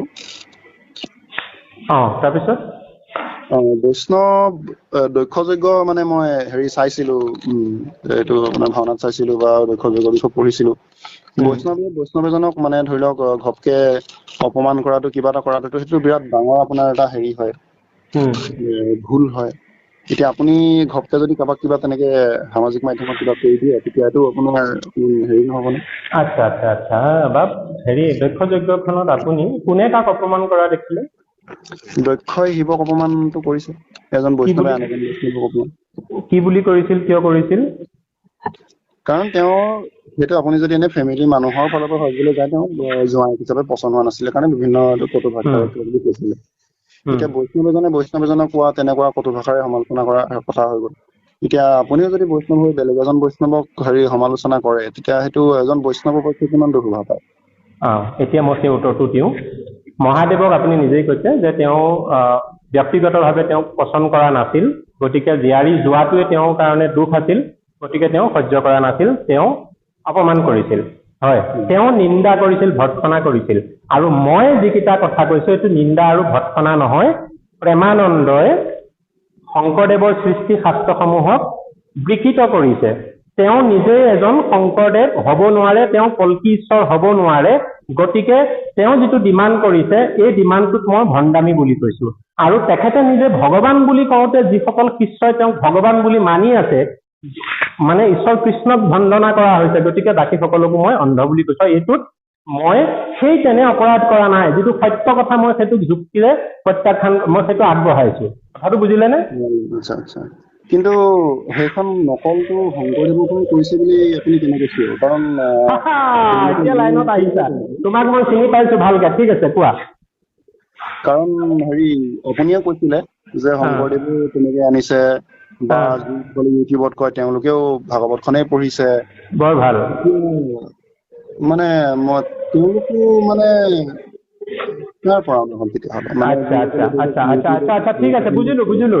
এই প্ৰশ্নটো আপোনাৰ দৰে ভেকচন জুৰি মূৰসুটি বহু কেইজন ব্যক্তিয়ে কথা পাতিছে, তেওঁলোকে শংকৰদেৱ সংঘৰ ব্যক্তি বুলি নিজকে কথা পাতিছে। মোৰ কথাটো শুনক, আৰু তেওঁলোকে এই যুক্তিকেইটা কৰিছে। আৰু এতিয়া মোৰ কথাটো শুনক, বাপ, মই কৈ আছো, পুৰোহী এজন ব্যক্তিয়ে মোৰ কথাটো শুনক, মই আপোনাৰ উত্তৰটো দিওঁ, শুনক, মোৰ উত্তৰটো দিওঁ, শুনক। পুৰোহী এজন ব্যক্তিয়ে ফোন কৰিছিলে, ঠিক তেনেধৰণেই, আৰু আপুনিও আজি সেইটোকে কৰিছে। গতিকে মই আপোনাক অকণো বিধান নৰখাকে কৈ দিছো। আপুনি যেতিয়া মই মানে অথনিৰ পৰা ঠিকে আছিলে, এতিয়া আপুনি ঘপকে কৈ দিলে যে হেৰি হৈছে, নকল কৰিছে। মই সেইটো জানিবহে বিচাৰিছো। ঠিক আছে। এতিয়া মই আপোনাক কওঁ, সেই কথাটোকে আকৌ কওঁ। মহাপুৰুষ সেইকাৰণে প্ৰথমে কৈছো, আপুনি মহাপুৰুষ শংকৰদেৱৰ সৃষ্টি শাস্ত্ৰসমূহ পঢ়িছে নে নাই পঢ়া? মহাপুৰুষ শংকৰদেৱৰ সৃষ্টি অসমীয়া বৈষ্ণৱ সংস্কৃতিৰ যিসমূহ শাস্ত্ৰ সেইসমূহ অধ্যয়ন কৰিছেনে নাই?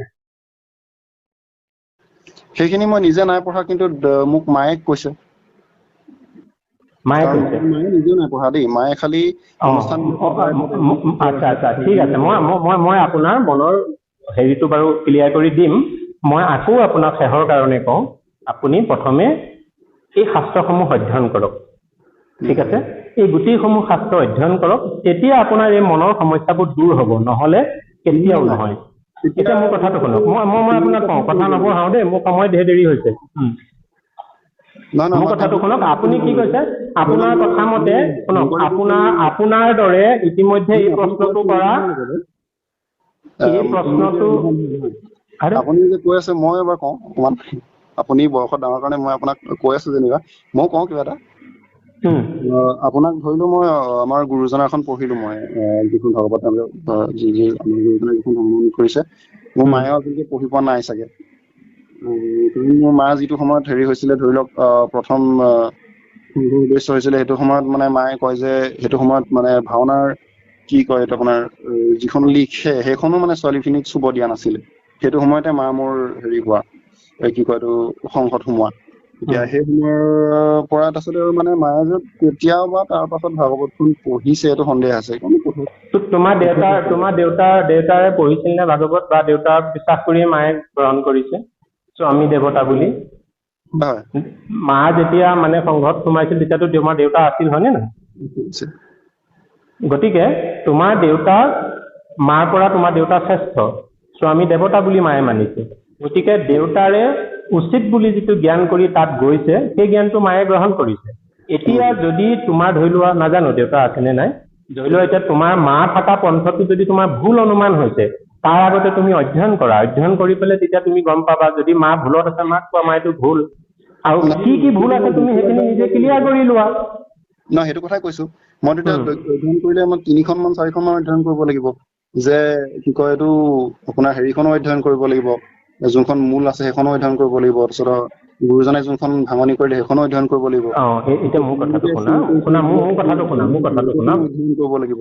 মোৰ কথাটো, মূলখন অধ্যয়ন কৰিবলৈ হলে প্ৰথম সংস্কৃতৰ জ্ঞানটো আপোনাক লাগিব দেই। গতিকে সংস্কৃত আপুনি শুনক, কোনোবা এজন মানুহৰ ওচৰত গৈ যদি বহি লয়, তেওঁ কি গাইছে কি মেলিছে আপুনি একো বুজি নাপাব। তাৰ আগতে আপুনি সংস্কৃতৰ ব্যাকৰণৰ সহ সম্পূৰ্ণ জানি বুজি লওক, তাৰপিছত আপুনি সংস্কৃতখন অধ্যয়ন কৰিব। যিহেতু আপুনি সংস্কৃত জনাটো এতিয়া নাজানো আপোনাৰ কিমান দখল আছে সংস্কৃত ভাষাত, মোৰ অৱশ্যে নাই। আপুনি সেইকাৰণে কৈছো, শংকৰদেৱৰ যিজন গুৰু আছিলে, তেখেতেও ঊৰ্ধ্ববাহু কৰি গুৰুত শৰণ লৈছিলে শংকৰদেৱৰ, মহেন্দ্ৰ কন্দলীয়ে। গতিকে কৈছো, শংকৰদেৱৰ সৃষ্টিখিনিক আপুনি অধ্যয়ন কৰক, তাৰপিছত আপুনি ভুল শুদ্ধখিনি নিজে বিচাৰ কৰি পাব, ঠিক আছে? শংকৰদেৱৰখন মই বাৰু অধ্যয়ন ধৰি লওক, মই কৰাটো নাই, ধৰি লওক কৰিলো। তেতিয়া ভুল শুদ্ধ বিচাৰ কৰিবলৈ হলে মই আৰু 2খনৰ লগততো মিলাই চাব লাগিব। এতিয়া এজন যদি আৰু 2খন কৰিবলগীয়া হলে কাৰখন ল'ব এতিয়া? সেইটোৱেতো, মই এতিয়া তেওঁলোকৰখনো পঢ়িব লাগিব। না, তেওঁলোকৰখন পঢ়িলে নহব, কাৰণ শুনা, এতিয়া মই কোনটো কৈছো, কৃষ্ণগুৰু সেৱাশ্ৰমৰ ভাগৱতখন তুমি পঢ়িলে এইখনৰ লগত ফেৰ মাৰিবই নোৱাৰে, কাৰণ তেখেতলোকে এইখনৰ পৰা কপিৰাইট কৰিছে আৰু নিজৰ কিছুমান সলনি কৰি দিছে, কাটা কুটা কৰিছে, অপভ্ৰংশ কৰিছে, সেইটো ডাঙৰ অপৰাধ কৰিছে। এতিয়া সুধিছো, আপুনি যদি পঢ়ে, সংস্কৃত মূল শাস্ত্ৰখন পঢ়ক আৰু অসমীয়াখন লওক। সংস্কৃতখন লোৱাৰ আগতে আপুনি বিভিন্ন পুৰাণ ল'ব লাগিব, কাৰণ ভাগৱতত মহাপুৰুষ গুৰুজনাই কেৱল ভাগৱত শাস্ত্ৰখনৰ পৰা লোৱা নাই, বিভিন্ন শাস্ত্ৰৰ পৰা লৈছে। আপুনি বিভিন্ন শাস্ত্ৰৰ উদ্ধৃতিসমূহ তাত দিয়া আছে, সেইখিনি আপুনি অধ্যয়ন কৰি ৰিজাই চাব লাগিব। তাৰ কাৰণে আপুনি সংস্কৃত জ্ঞান পাব লাগিব, জানিব লাগিব। আৰু যদি সংস্কৃত জ্ঞানটো আপোনাৰ নাই, তেতিয়াহ'লে আপুনি শংকৰদেৱৰ সৃষ্টি অদ্বিতীয়, এই সৃষ্টিৰাজিখিনিক আপুনি অধ্যয়ন কৰিব লাগিব। তাৰপিছত এইখিনি কপিৰাইট হয়নে নহয় তেতিয়া আপুনি গম পাব। আপুনি এজন যিটো পৰম সত্য, সেই বস্তু আপুনি গুঢ়াৰ্থ হিচাপে সেইখিনিকে লৈ অধ্যয়ন কৰি, যিখনৰ ওপৰত মই বাদ তুলিছো অপভ্ৰংশ বুলি, সেইখন তেতিয়া আপুনি মিলাই চাব, হয়নে নহয়, এইখনৰ পৰা কপিৰাইট কৰা হয়নে নহয়। এতিয়া আপোনাৰ মই প্ৰশ্নটো উত্তৰ দিওঁ, আপুনি কৈছে শংকৰদেৱ কপিৰাইটাৰ, এই প্ৰশ্নটো শুনক, মই আপুনি কপিৰাইটৰ কথাটো উলিয়াইছে দেই, মই আপুনি অলপ আগত কি কৈছিলে? নহয়, মই কৈছো যে শংকৰদেৱে গুৰুজনাই নিজেও বেলেগৰ পৰা উদ্ধৃতি আনিছে, মই তেওঁক নকল কৰা বুলি কোৱা নাই, প্ৰথম কথা। আৰু দ্বিতীয় কথা হ'ল যে শংকৰদেৱে যিখন উদ্ধৃতি দি আমাৰ যিখন কীৰ্তন ঘোষাখন বা ভাগৱতখন লিখিছে, এই কি হাতীমাৰি ভুল কথা কৈছিলে, মানে তেনেকুৱা কিবা এটা আছে, সেইটো তেওঁলোকৰ আপুনি ৰিজাই চাইছেনে মূল ভাগৱতখনৰ লগত কাৰ সংস্কৃতখনত? ওৰা মই কথা এটা কৈ আছো। শংকৰদেৱৰ সৃষ্টি প্ৰাচীন ভাৰতৰ যি আমাৰ শাস্ত্ৰ ভাগৱতৰ ধাৰা, সেই ধাৰাক অধ্যয়ন কৰি থকা হৈছে।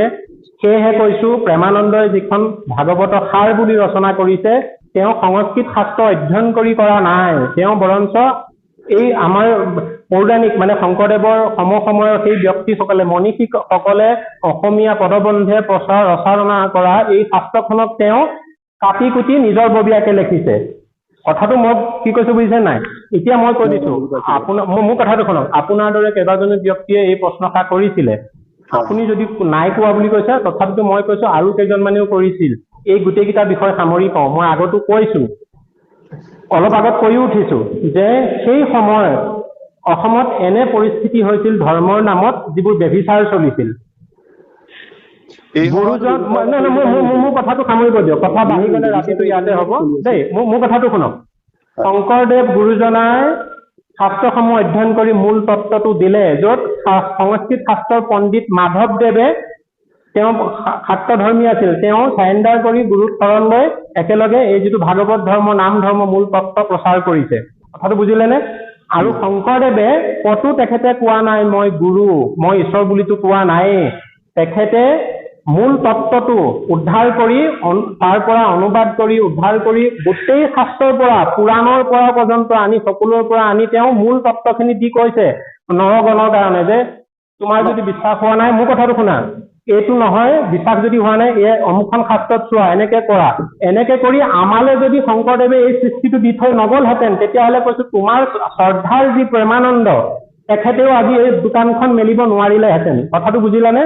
শংকৰদেৱে যদি এই সৃষ্টি নকৰিলেহেঁতেন, আজি অসমীয়া জাতিৰ অস্তিত্বই নাথাকে। তোমালোকৰ কি বুলি কয়, প্ৰেমানন্দৰ এজন পৰম ভকতেও মুখতি ফোন কৰি তেখেতে মোক জনাইছে যে আমাৰ অসমীয়াই একো মূল্য নাই শংকৰদেৱৰ ব্যক্তিৰেকে, তথা আমাৰ আশ্ৰমখনৰো একো ভেলু নাই। সেইটো তেখেতেও স্বীকাৰ কৰি ৰাখিছে। গতিকে কৈছো এইটো একেবাৰে সত্য কথা। শংকৰদেৱে যদি আহি সেই ধৰণী নধৰিলেহেঁতেন, মাধৱ পুৰুষেও তেওঁ সেই যিটো ভুল ধৰ্ম, জীৱ হত্যা ধৰ্ম ত্যাগ নকৰিলেহেঁতেন, সেই ধাৰাটো যেনেকৈ এতিয়াও ক'ৰবাত চলি আছে, আজিলৈকে চলিয়ে থাকিলেহেঁতেন, এই বৈষ্ণৱবাদটো নাহিলহেঁতেন। কাৰণ সংস্কৃতৰ মূল শাস্ত্ৰসমূহৰ পৰা অসমীয়া মাধ্যমলৈ আমি বুজি পোৱাকে আনি দিয়া ব্যক্তিজনেই, মূল ব্যক্তিজনেই হ'ল শংকৰদেৱ। তাৰ পিছতেহে বাকী সকলোখিনিয়ে ইয়াৰ পৰা যিটো এটা চৰ্চা কৰিছে। গতিকে আজি প্ৰেমানন্দয়েও সেই তত্ত্বটোকে লৈ পেলাই ৰাইজক দিছে। তেখেতৰ তত্ত্বটো মই ভুল বুলি কোৱা নাই, মোৰ কথাটো লক্ষ্য ৰাখিবা। যিটো পৰম সত্য তত্ত্ব সেইটো শুদ্ধ কথা, কিন্তু তেখেতে কি কৰিছে, শংকৰদেৱক বন্দনা কৰিছে। মোৰ যুক্তি সেইখিনিহে। তেখেতে স্বয়ং ঈশ্বৰ বুলি কৈছে, কল্কি ঈশ্বৰ বুলি কৈছে, সেইটো তেখেতৰ অপৰাধ হৈছে। ঠিক আছে, আজিলৈ মই ৰাখিছো, আৰু কথা নাপাতো। আপোনাক কি বুলি কয়, কথাখিনি জানিলো, বুজিলো, আপোনাকো মই পৰিচয়টো পালো বাৰু। যি কি নহওক, 1 ঘণ্টা 30 মিনিট সময় হৈ গ'ল। কৃষ্ণ। দুটা খণ্ডত মই ভিডিঅ'টো ৰাজহুৱা কৰিম, শুনিব দেই সকলোৱে। কৃষ্ণ। কৃষ্ণ জয় গুৰু শংকৰ। আপোনালোকে নিশ্চয় অনুমান কৰিব পাৰিছে যে তেখেতলোকৰ লক্ষ্য আৰু উদ্দেশ্য কি। নাজানো তেখেতৰ প্ৰশ্ন প্ৰতি প্ৰশ্নৰ প্ৰত্যুত্তৰ আমি কেনেভাৱে দিবলৈ পাৰিলোঁ। ক'ৰবাত যদি আমাৰ ভুল ত্ৰুটি হৈছে মাৰ্জনা কৰিব। প্ৰত্যেকজন লোকেই মোৰ এই ভিডিঅ'টো চাওক আৰু সূক্ষ্ম দৃষ্টিৰে গম্ভীৰভাৱে আপোনালোকে বিচাৰ কৰকচোন। মোৰ যি অভিযোগ আৰু যি বিশ্লেষণ, ইয়াত সত্যতা নাইনে বাৰু? মই আশা কৰোঁ কৃষ্ণগুৰু প্ৰেমানন্দৰ সেৱাশ্ৰমখনত যি অপৰাধ হৈ আছে, এই অপৰাধখিনি তেখেতলোকে অপৰাধ মুক্ত হওক নিজে নিজে আৰু গুৰুজনাক এৰি যিহেতু নিজৰ একো নাই আমি যিহেতু অসমীয়া গতিকে গুৰুজনাক শিৰত লৈ আগবাঢ়ি যাওক এয়াই কামনা কৰিছোঁ কৃষ্ণ জয় গুৰু শংকৰ কৃষ্ণ